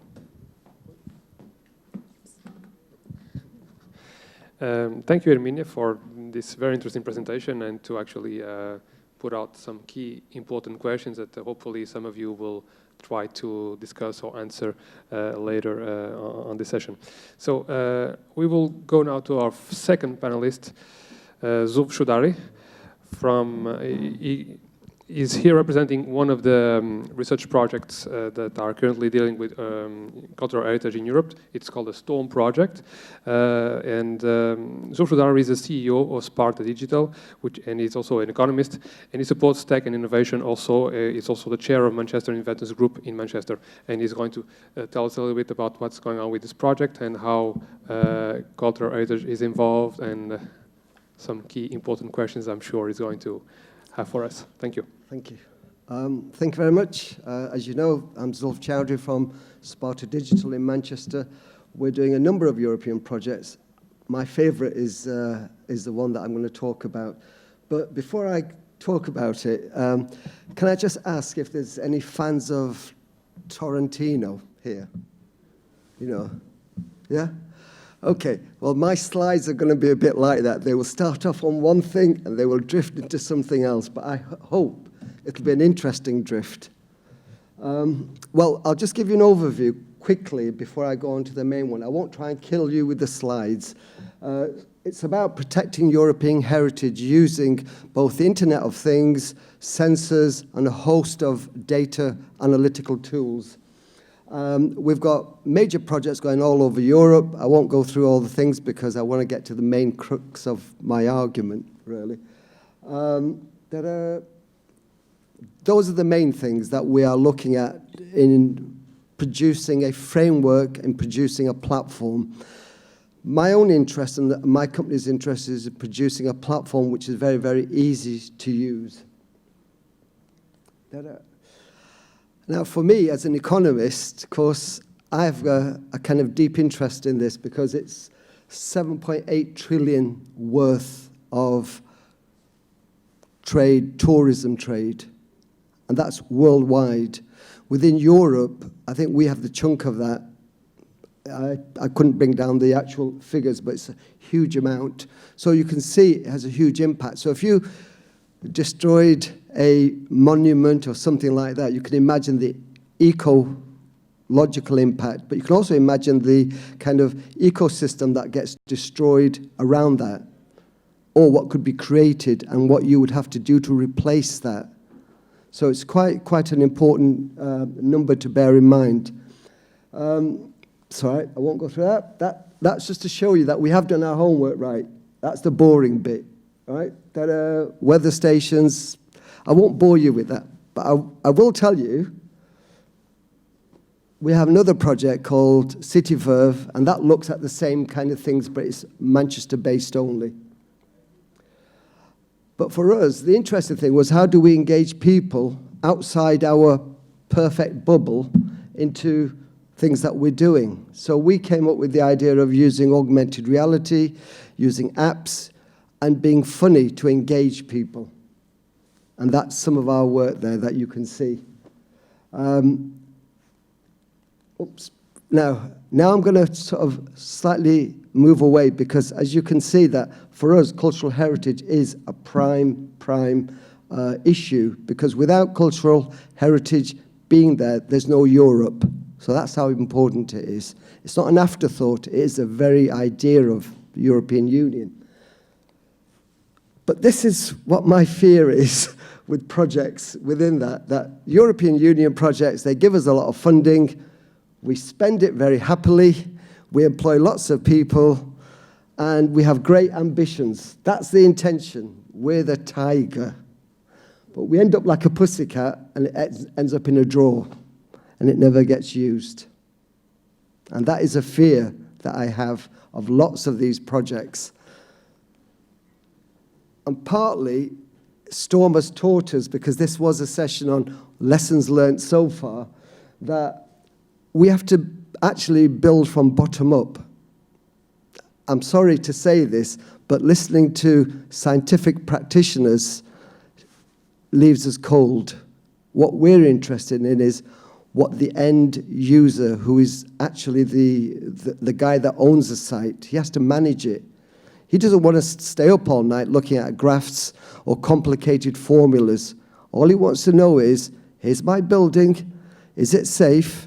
What part of my building can I automate? Can I use augmented reality to engage local people? What part of it can be, I can use a drone just to take pictures so that I can see where it's going wrong or where it's going right.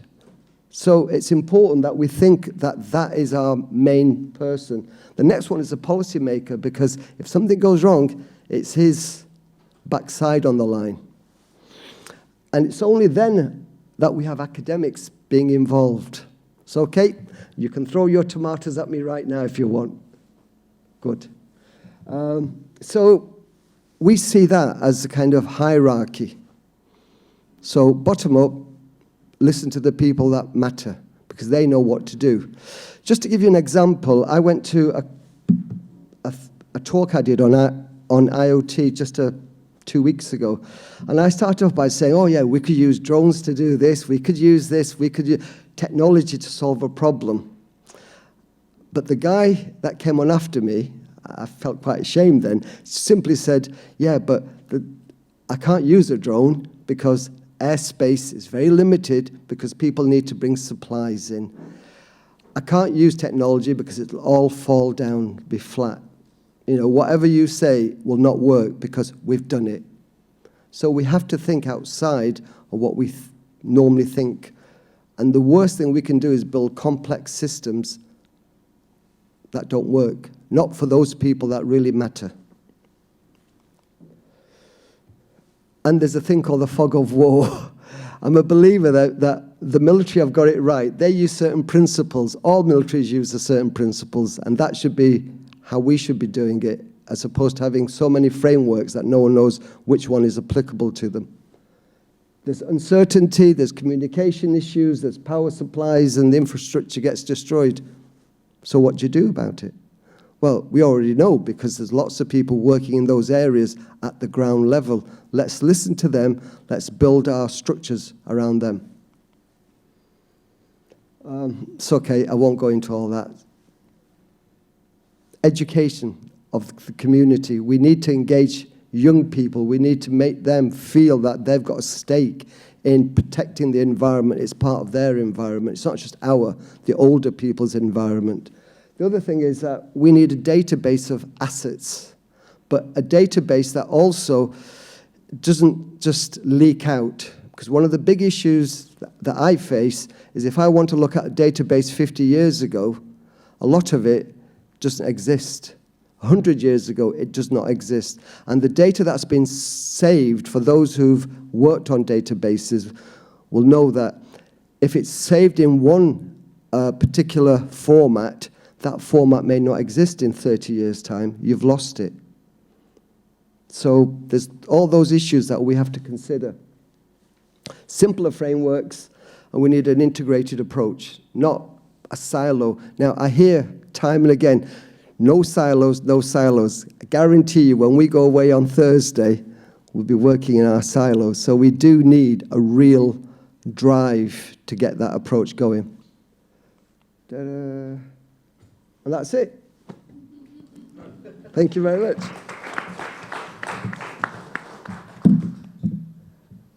Thank you, Zulf, for this kind of not very political presentation, but I hope it will again spur some questions in all of your minds, especially about the few interesting points there that I hope we will be able to reconnect in the end. Now, without further delay, I'm going to give the word to our final panelist, Aparna Tandon. Aparna basically specializes in crisis response and disaster risk management for cultural heritage. She is a project manager at ICROM. She is coordinating its international capacity development program on disaster risk reduction and leading its flagship training on first aid to cultural heritage in times of crisis. Thank you. Yeah. Oops. Am I going forward? Backward? Okay. That's you again? So then how do I go forward? Yes, that's me. Okay. Thank you. Thank you, Zulf, for that very thought-provoking presentation. Let me start by, perhaps many of you do not know what is ICROM, although it's an intergovernmental organization with 136 member states. And it is based in Rome, and we were created by UNESCO after the Second World War, when the world was coming together to think about that there should be a body, an organization looking into conservation of cultural heritage, collecting best practices, advice from all over the world, and to restore Europe, which had been devastated by a war. And that's how ICROM was born. So we were born out of a crisis. And at the core of our work lies preventive conservation, ongoing risk management, and we have over 60 years of experience in disaster risk management, and we work with on-the-ground practitioners and cultural heritage institutions in making cultural heritage resilient to disasters. I would like to start with this photograph. What do you see? Can anybody tell me, what do you see? Anybody? Beggars? Oh yeah, beggars, yes. But what else do you see? The market. Yeah? Maybe it's not clear. And anything else you notice?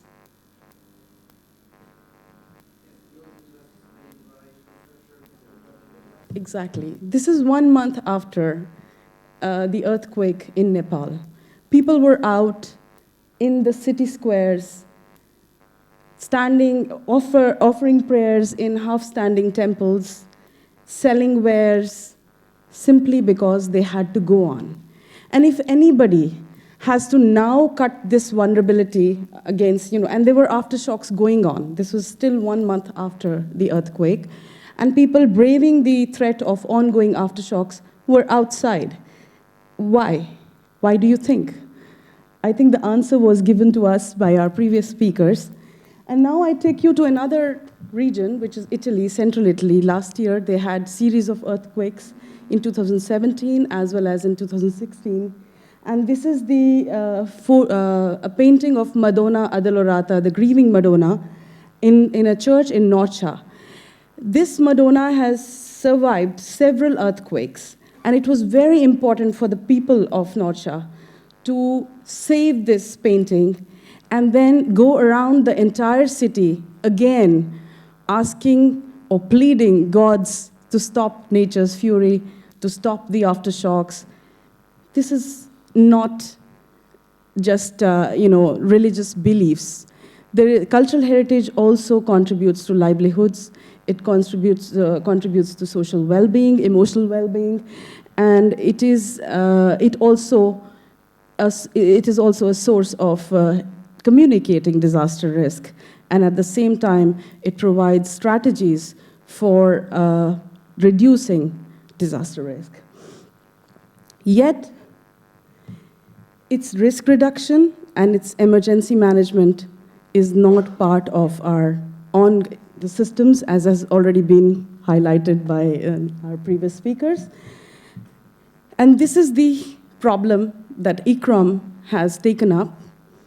And so I just want to highlight that the consequences that a lot of heritage gets destroyed, I don't want to get into how it gets destroyed. It's very clear before us, the disaster losses are there. So what we have done is that we have taken up this challenge, and we've started very small. We have collaborated with the Italian Civil Protection and civil protection of 5 to 6 other countries, where we have gone into national systems. What are the existing systems? As Zulf was saying, there's no need to go and build new frameworks or, find out something more complicated. Our goal was to look at what exists. So how disaster risk management planning is happening in a country, and what are the existing systems for managing emergencies, and how can we embed cultural heritage in that. And there are workflows which can be standardized for every type of cultural heritage, not only built heritage. You can also do this for archives, for museums, for intangible heritage traditions. And there is enough knowledge now collectively available within cultural heritage sector that can be used to develop customized workflows in each country and based on their own priority system or evaluation system. A proof is this handbook that we have come up with. It's an evacuation guidelines. It can be customized to any emergency regardless of its nature, whether it's conflict or natural hazard-induced emergency.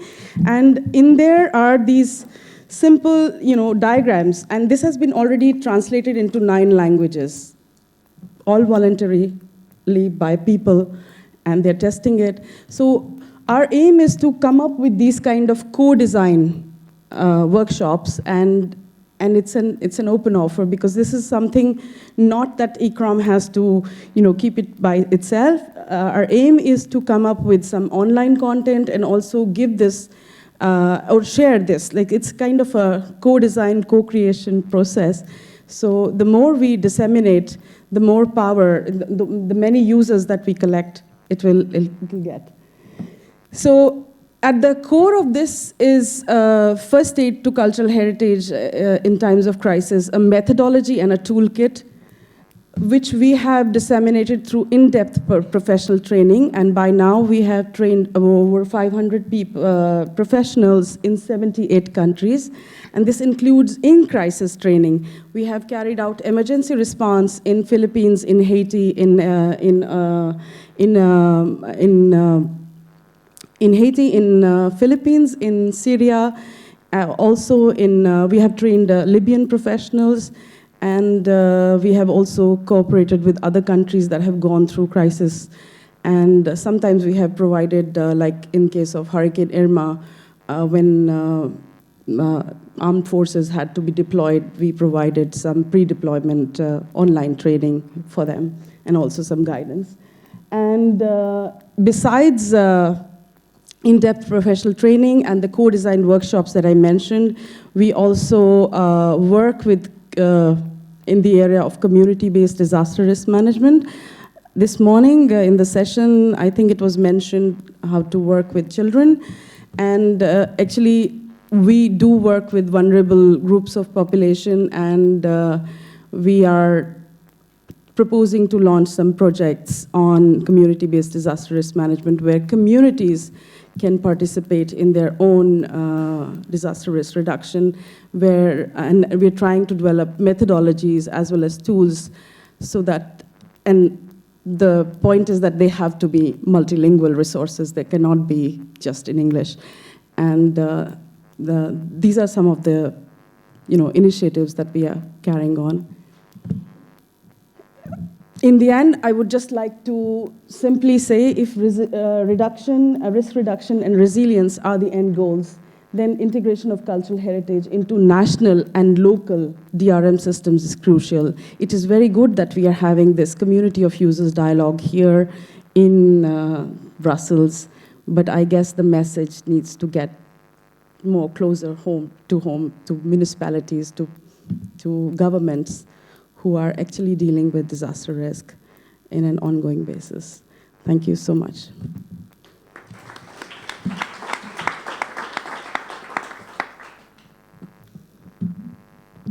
Thank you, Aparna, for another very interesting presentation.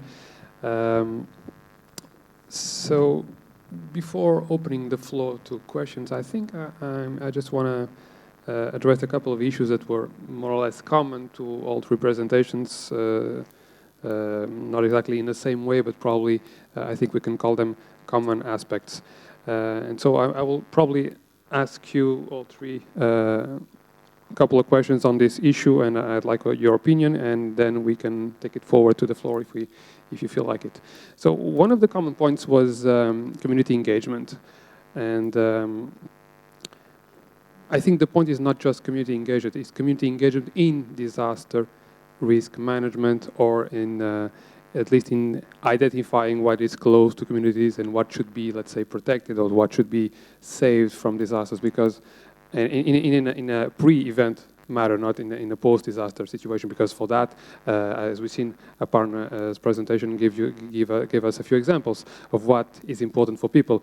But I think in a pre-event situation, this is a key aspect that needs to be, let's say, from bottom to top. I mean, from the community to whoever is deciding, whoever is managing risk for cultural heritage. So I'd like your views on this aspect. I mean, how do we take this idea forward? How can we make communities involved in this, let's say, in this risk management at the for cultural heritage, given that they are non-experts? But how can we take this message forward to whoever is deciding?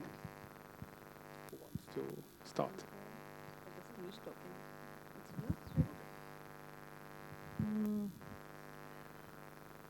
I was reflecting on the what is the root of community? What we are talking about. Very often when we talk about heritage or a site or a place, we think in terms of property. Who is entitled to, who is the owner of. Community makes us look at things in a completely different thing. Not about property, but about belonging. Belonging is a completely different concept. I belong to a place, and it's not the contrary. It's not the place that And I'm not the owner of a place. I belong to a place because, and this is the root of the word community, communus, there is something, the munus is the gift. So the communis is the gift that is shared, the gift that you receive from previous generations, okay? So the fact that there is something that is shared and that I value make me part of a community. Naturally, when this factor is under attack, and this is important for prioritization, because very often we don't listen to the communities and we recognize the heritage or the important things from top down, but these are not the real things that are valued by the community. But these play a crucial role for the resilience of the community because it's what brings them together. It is the new approach to cultural heritage, which is bring forward by the Faro Convention, the Convention on the Value of Cultural Heritage for the Society, that now is becoming more and more important and relevant. To add from this top-down approach of recognition of something which has a value for the history, for the history of science and so on, to recognize that something has a value because it is the heart of a community. And that's difficult because sometimes it escapes from the big inventories. And the case of the Madonna, I know that the people came and the people was worried about what's happening to the Madonna. Why are you taking it away? Which place you're going? Will this be safe? I also know that the Ministry of Culture in Italy had to create a repository that is open to the citizens because they should be allowed to go and check and to be sure that everything is taken in safe hands. Just to elaborate on that, some of the work that we have done in consultation with the Bhutanese professionals on this aspect of community-based disaster risk management, which actually inverted our thinking, and also with the Native Americans or in the Latin America region, what comes out very clearly is that that there are the valuation system is totally different. People prize certain things over not, let's say, which are nationally recognized as monuments or museums, but they have their own priority and they have their own evaluation systems which are really connected to their well-being. And also, it's a win-win in a way for emergency responders or emergency management agencies, because when they work in areas where they have to provide rapid relief, they have to also take into account people's emotional needs and their well-being, and it really helps them in providing response. For example, in Bhutan, people wanted to simple things. They didn't have an inventory for their temple, for the Zong, in which they had their artifacts. They did not want outsiders to handle them. And if they wanted, if they had rescued idols or things like that, they wanted storages where they could keep the idol on a higher level, not on the ground. So it's like a simple thing, but it helps in building trust in such a big way that if you invest in certain, just providing them with simple tools, simple methodologies, and some spaces where they can take care of their cultural, artifacts or things that they prize, communities can be won over. And, you work with their belief system and their system of what they think is important for them. And that really gets governments to, pass across even, or to convey some other messages that you won't be able to, convey in a very cold or calculated manner. So I think this is very important. But looking at the perception of risk from the point of view of community is very important. Over the years, I've sort of had an observation that Europe is risk averse. We don't want our children to face risks. We try and eliminate risk. We don't even want to raise the issue of there's a problem. So they never grow up with a kind of risky mentality that if I did this, there's a problem. If I did that, there may not be a problem. And if I did that, there could be a different kind of risk. In order for the next generation, or in order for us to do that, we need to bring that risk back in. And we don't want them to be risky, but we need to be able to say to them, hey, you make decisions. And some of those are risky decisions, and they're costly decisions. Don't leave that to the politicians or to bureaucrats. You've got to get involved. And they've got to then feel that's when they value an asset, they will then do something about it. Up until then, they'll just refer it to somebody else. You know, it's not my problem. Oh, it's their problem. Oh, it's their problem. As long as my tram runs on time and I go to the pub on time, I'm happy.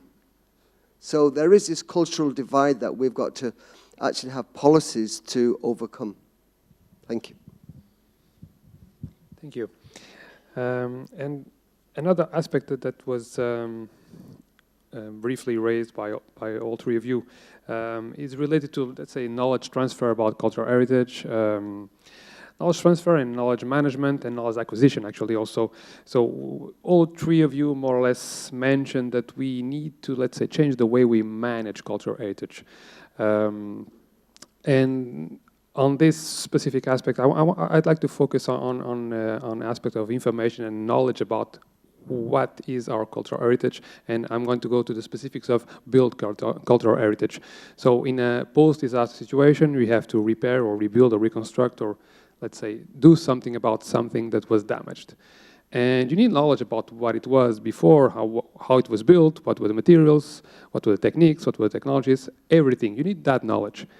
And we kind of think about the fact that we have that knowledge already, but we don't. Usually we have no idea.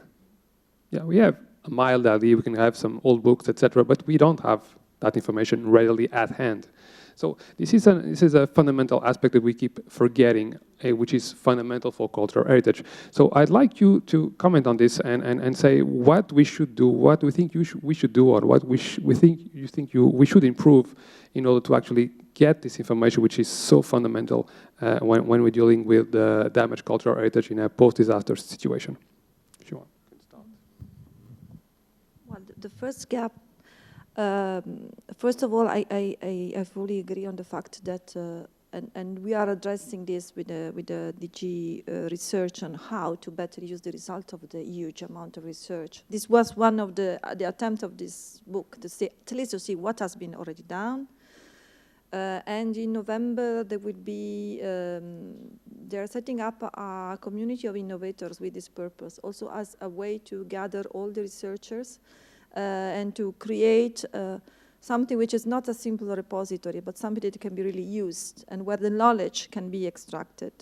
Because another missing link is, let's say, I don't like the evidence-based decision-making. I prefer the knowledge-based decision-making. And this should come by creating a better chain, and of course, looking into the results of research. Of course, looking to the result of research needs knowledge and the capacity to read the results. And this is an obstacle and a barrier, because these results are accessible only for specialists, as you said. You need to extract a message for the other stakeholders that need sometimes a more simplified message. Going back to the gap, I see a huge gap in Europe, and maybe it's not like that in the outside Europe, in the knowledge about traditional knowledge and crafts. And very often when you touch historical center, historical buildings, you tend to intervene with the contemporary measure, and you very quickly forget what is the knowledge behind. And this is very important, a bridge to be gapped. It's much easier to have, we have repositories, we have inventories, we have pictures, sometimes we have archives, so we can look into those information, but the know-how, it's nowhere. Yes, I agree. I share that. And in fact, it's a pretty universal problem because of the lack of continuous investment into this aspect of traditional knowledge systems. We do not have enough information, especially even before disaster, for our risk mitigation strategies, because if you do not understand how a building is made, you cannot propose appropriate structural mitigation measures.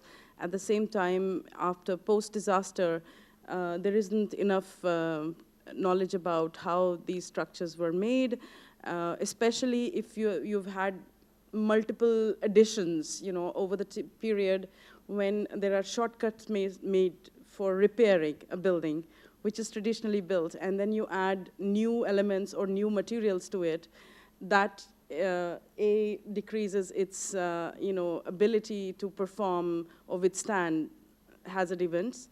And the second is that you do not understand where the intervention has been made. So you really do not know which part of the building you are treating. So it's a huge issue anywhere from Nepal to Italy. I think it's a shared issue, and something that we have to proactively invest in.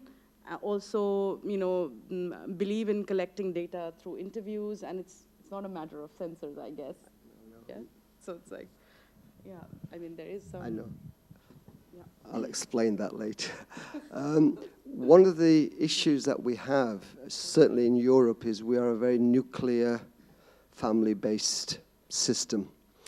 In other parts of the world, it's less so. I come from a culture where families are very important, so you get used to sort of just talking about the past.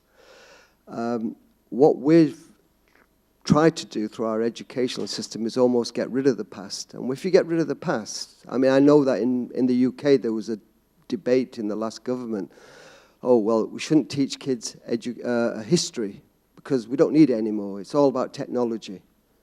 And that, to me, was like blasphemy, because I'm sat there going, what kind of idiots are you? I didn't get that commission anyway, but I didn't want it. But the thing is that it's very important that we realize that our history does determine our future. And if we understand our history, and Europe and other parts of the world have their deep histories, that's how we go. That's how we keep a connection. And that's how we get value. If I know the history of a building, I mean, although I was brought up as a Muslim, I go to churches quite a lot because I love the way they're built. Now, for me, I'm always thinking, how can that be preserved for future generations? And it's that kind of connection. I used to think that my kids didn't want to do that, because I know that when they were growing up, they'd say, Dad, I'm not going with you on Saturday morning out to see a church or a mosque or a synagogue. Now they do it. So eventually, people do realize that there is a value to something. And in fact, they take their kids. So it's important that we teach history. So keeping that connection, to me, is not just a kind of, at one level, there's a kind of horizontal and a kind of multi-level approach, but it's got to be positively done. The problem that we have is that we have lots of consultants who governments pay, and each consultant has to be unique, different. And they want to get rid of things because they think it's the fancy thing to do. Well, that's not the case. We need to go back to our history. Thank you. Thank you, Zulf, for another interesting comment. So keeping this in mind, all of these that was presented, all of these comments on these two additional questions near the end, I'd like now open the floor to possible questions, because we have some time, and I'd like to hear your opinions, your comments, your questions on whatever spurs your mind into this topic of cultural heritage protection.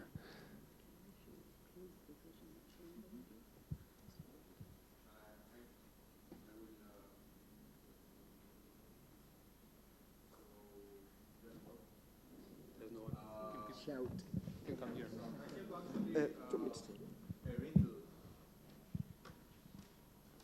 Not a question, but a riddle that has to do on balancing between what we discussed before, the building back back better and safeguarding cultural heritage.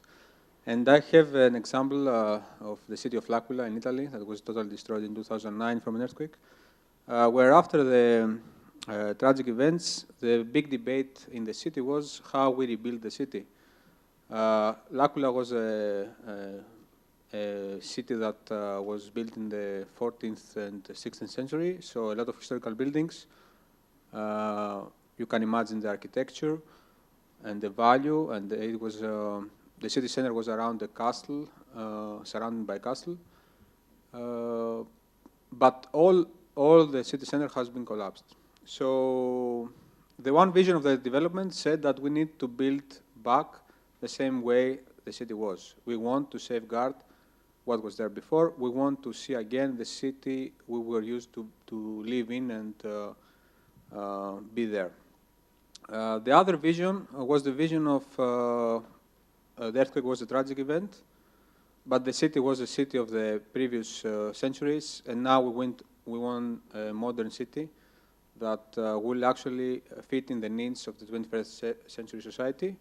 So we can safeguard some aspects of it, some historical monuments, but the rest of the city has to be replanned and create a new, let's say, city of L'Aquila. The first vision won. So the city is being rebuilt at the moment on the way it was, exactly. But this vision, apart from costing a lot, because it's much more expensive to rebuild according to those architectural standards and make the buildings also safe, it also somehow safeguards economic interests in the city, because different planning that the new model of the city would require means that changing in land uses and changing in land ownership rights. So the vision was not necessarily, was adopted, let's say, through also consultations with the local society, but this vision was also slightly manipulated by local interests of maintaining the cultural heritage. So the riddle is how you balance in these kind of situations, how you try not to forget, not to go and say that we don't care about cultural heritage, but try, let's say, to see what is really behind it sometimes. Yeah. That's the question. Okay, so I get it back to the panel. Yeah, we're also involved in quite a few smart city projects. And one thing that you learn is cities are living things. They're not dead things. They're not just buildings. They are for people. They're communities. Sometimes you want to preserve some buildings, but otherwise you'll end up with just a museum. And eventually museums do lose their function. So you need to have a fine balance between quality of life, quality of the buildings, and continuously renew something. Eventually what was new becomes history. You know, if you go to Rome, you sort of sit there and you go, wow, amazing. That was like 2,000 years ago. Right next to it, you've got a glass building. I hate glass buildings, but I still think, well, they look all right. But eventually, it is that kind of understanding that we are in cities that are dynamic. And so we have to, as it were, go with the flow. There's no easy answer. It's a question of just seeing what's best at the time. And hopefully what you think is new will eventually become part of your cultural heritage.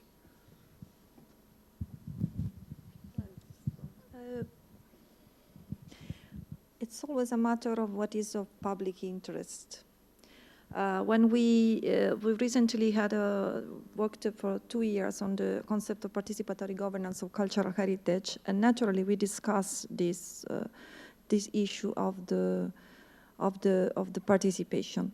And another issue that may be raised by the say adopting a more participatory approach to decision making is that you can have different interests in contrast. Well, in this case, it's easy to identify. Sometimes you have different interests. Think, for instance, of the accessibility to an heritage site. These are there is a public interest in people, in disabled people who have special needs to modify an heritage building.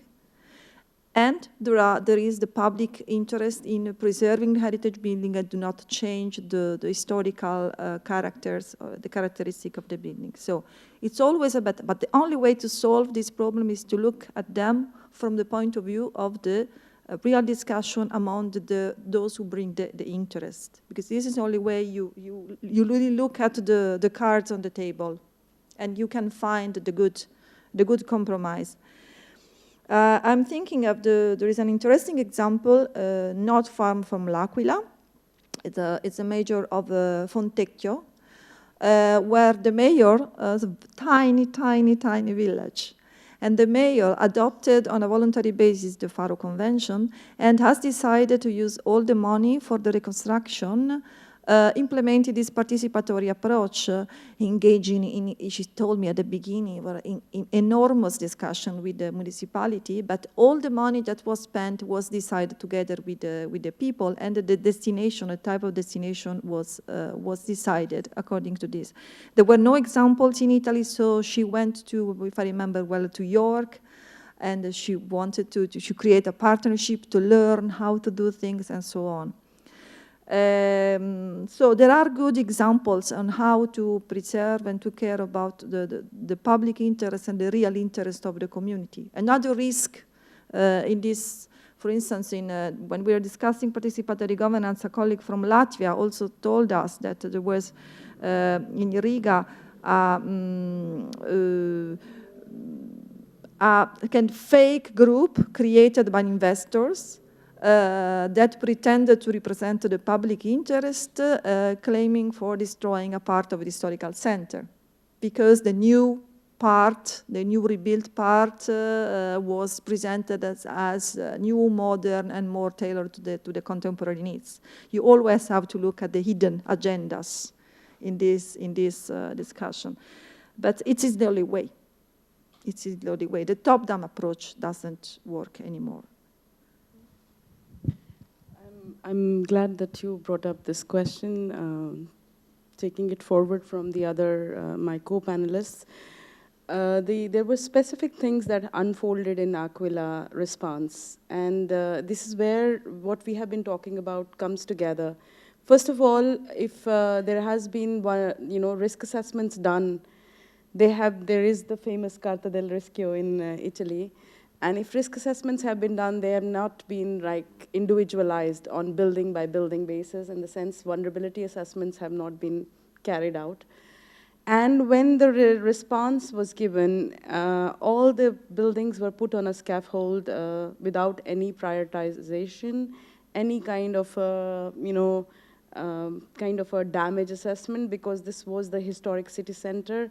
And at that point, the civil protection was also learning by itself, and they decided just to get people out of the historic city center, put everything on scaffold, no prioritization, a lot of money spent upfront onto that stabilization process, but that was too interventive an approach, which doesn't allow now the scaffolds to come off. So that's the technical aspect of what we are discussing here. So if you are too interventive in your first response, and your first response should be only temporary measures to stabilize, what is to be prioritized? And then the second part of it is the participatory governance and the rehabilitation, where, because in response you may not be able to be really participatory, because this is like in an emergency action, you are providing something very rapidly.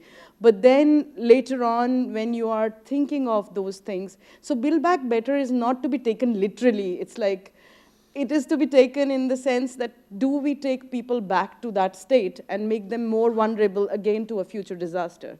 So today, that has to be, balanced with the need to have a very puritanical approach or a adaptive reuse of heritage.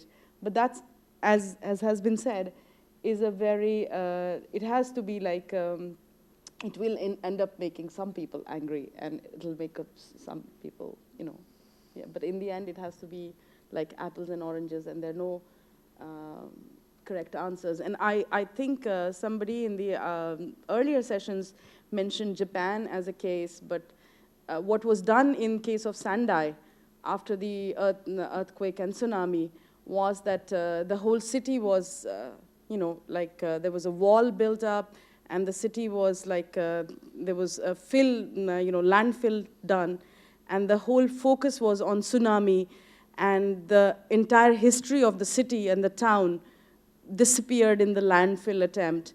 And today we have other new risks coming out of that development. So one has to study this also, like, are we really building resilience, and are we taking cultural heritage in its, not only in the built environment, but also in the way the people use land.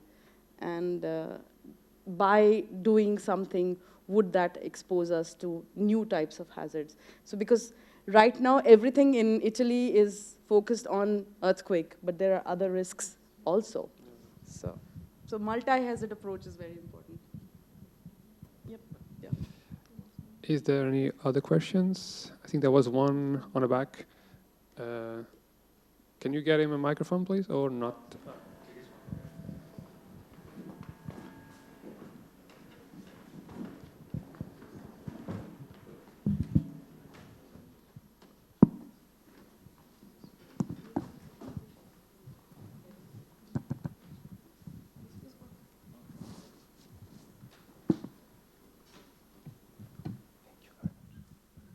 Thank you, Sebastian Panzini from UNISDR. So first of all, thank you very much for the very interesting presentation. So I think there is no need to underscore again the importance of cultural heritage for the social and economic development. But I just would like to make one, not a question, but a small comment about one or two tools to highlight that. The first one is to remind that the UN member state agreed on a dedicated indicator in the Sendai framework for disaster risk reduction about cultural heritage to be able to account systematically the losses of cultural heritage, tangible and intangible. So this is, I would say, about the past part, but it is a key element for risk modeling, risk assessment, DRR strategies, and plans, and investment, and policies, etc., etc. So this is the first thing. So national and local authorities are fully able now, thanks to the Sendai Monitor, to account their losses for cultural heritages through different criteria.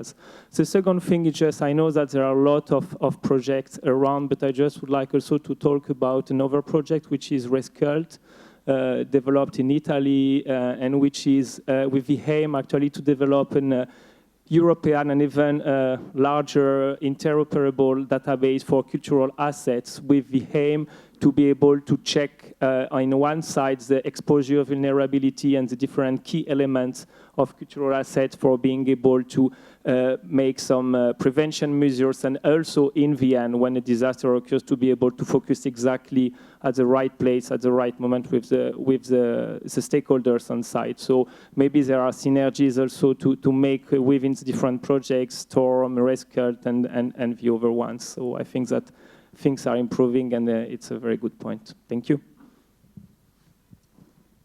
Thank you. Any more questions? Or do you want to make any comment on this? No? Okay.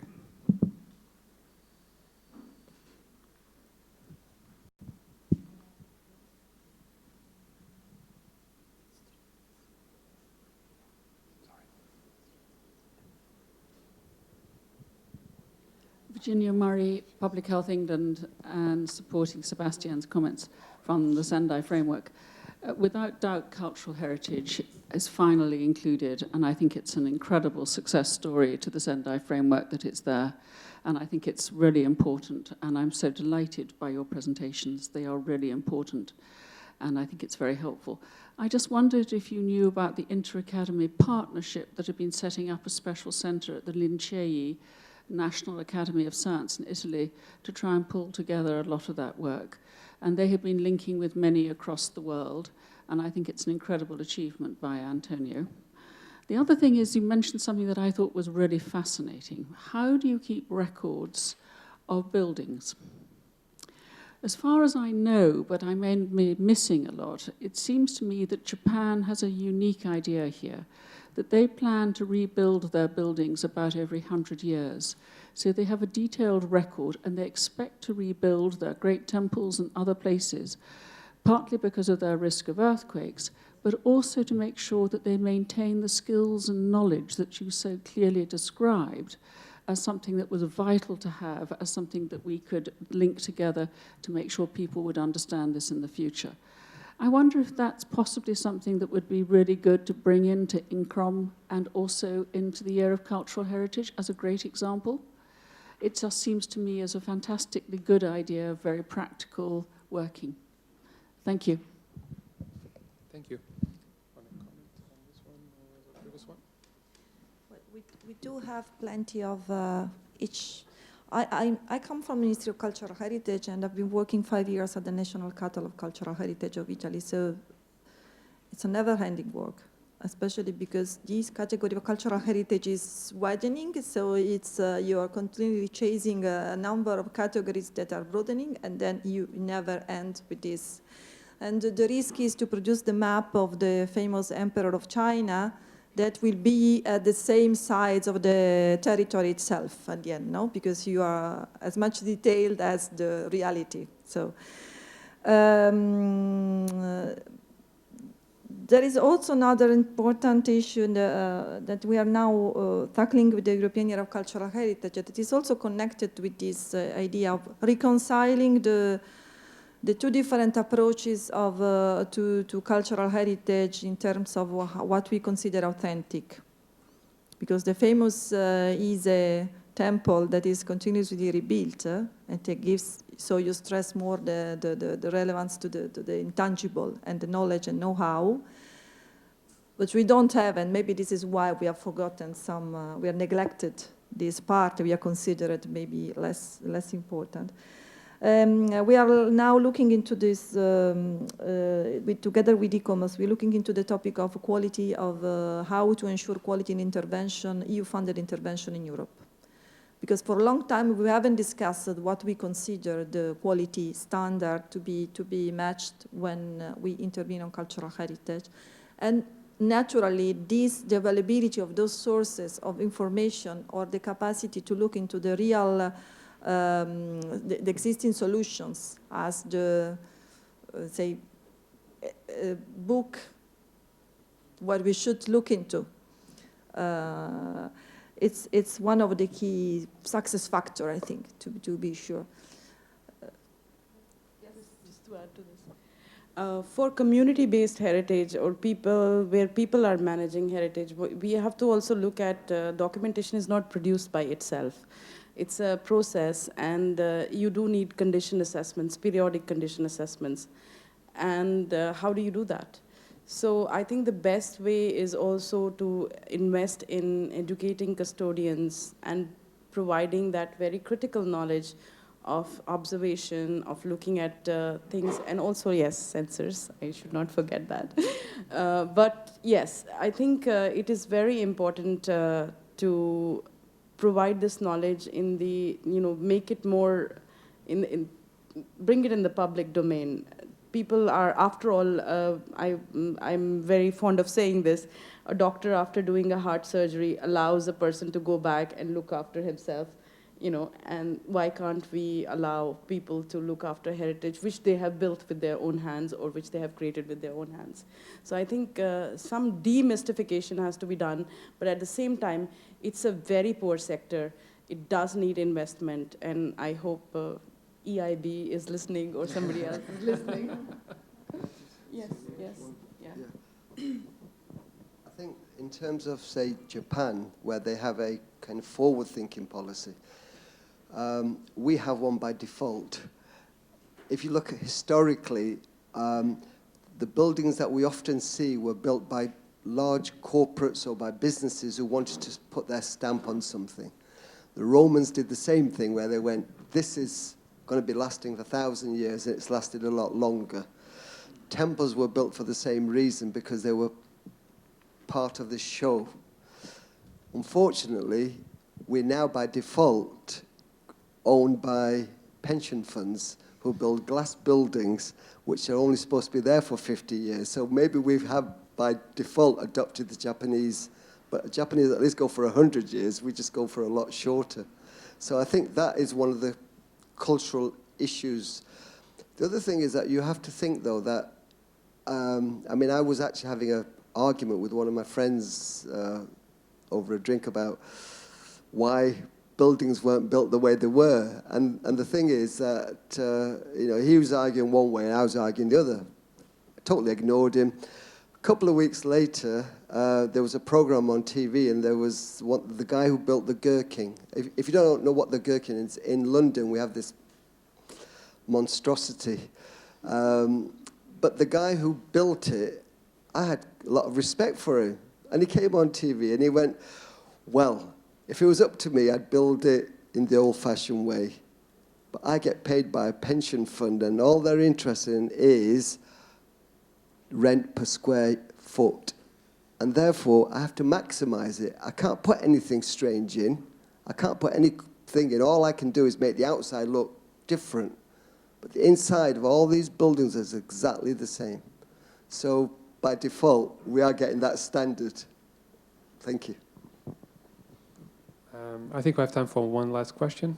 Gentleman in the back.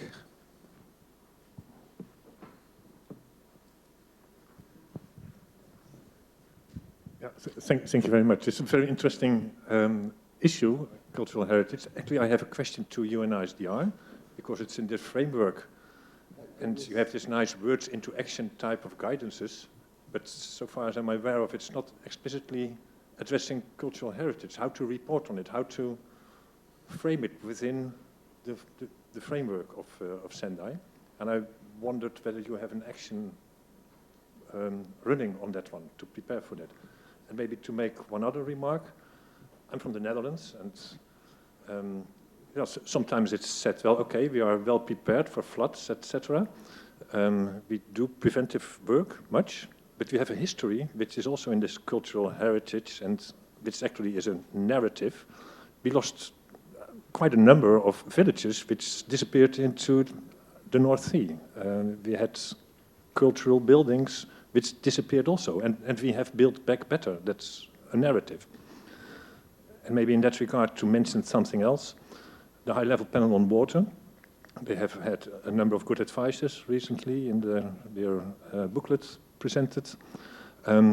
We also have a World Water Atlas, which is a platform to share good narratives. And a narrative on cultural heritage is very much welcome to be addressed there also. And for that you may approach me, but there are more actors in this field. But my question to you and ISDR.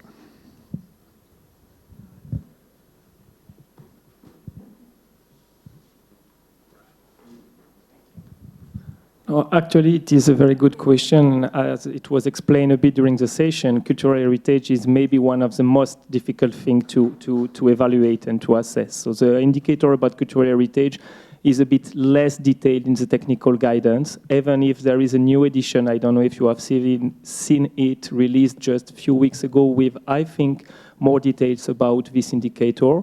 You may know that it is structured about one indicator and 5 sub-indicators when we can report against the number of infrastructures or PCs affected, the economic losses, amount of economic losses. Now, in terms of accountability itself, 2 principles normally are in place. The first one is if at the national level there is a principle and a methodology for accountability, it can be used. So you are just providing your own figures based on what you have already reported in your national database for disaster loss or some similar tools. Or you can use what is indicated in the technical guidance, which is, I think, a bit more explicit now, and which I hope will become even more in the near future. I hope I replied to your question.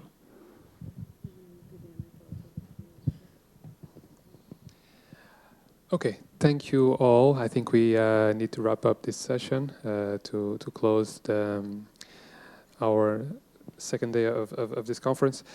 And I would like to thank you all for a very interesting discussion. I would like to thank the panelists for a very, very interesting presentations and discussions and comments. And hopefully we achieved our goal, which was not to give any answers, but at least to raise multiple questions, raise awareness, and make you think about cultural heritage in a different way, at least in how to integrate it in disaster risk reduction. And hopefully we've done that, slightly, hopefully. I hope that we can continue this discussion after this session ends, and I am sure that all the panelists here are welcome to have any of your additional questions or comments or issues, or if you want to discuss anything, I'm sure they will welcome you. Thank you very much for your attention.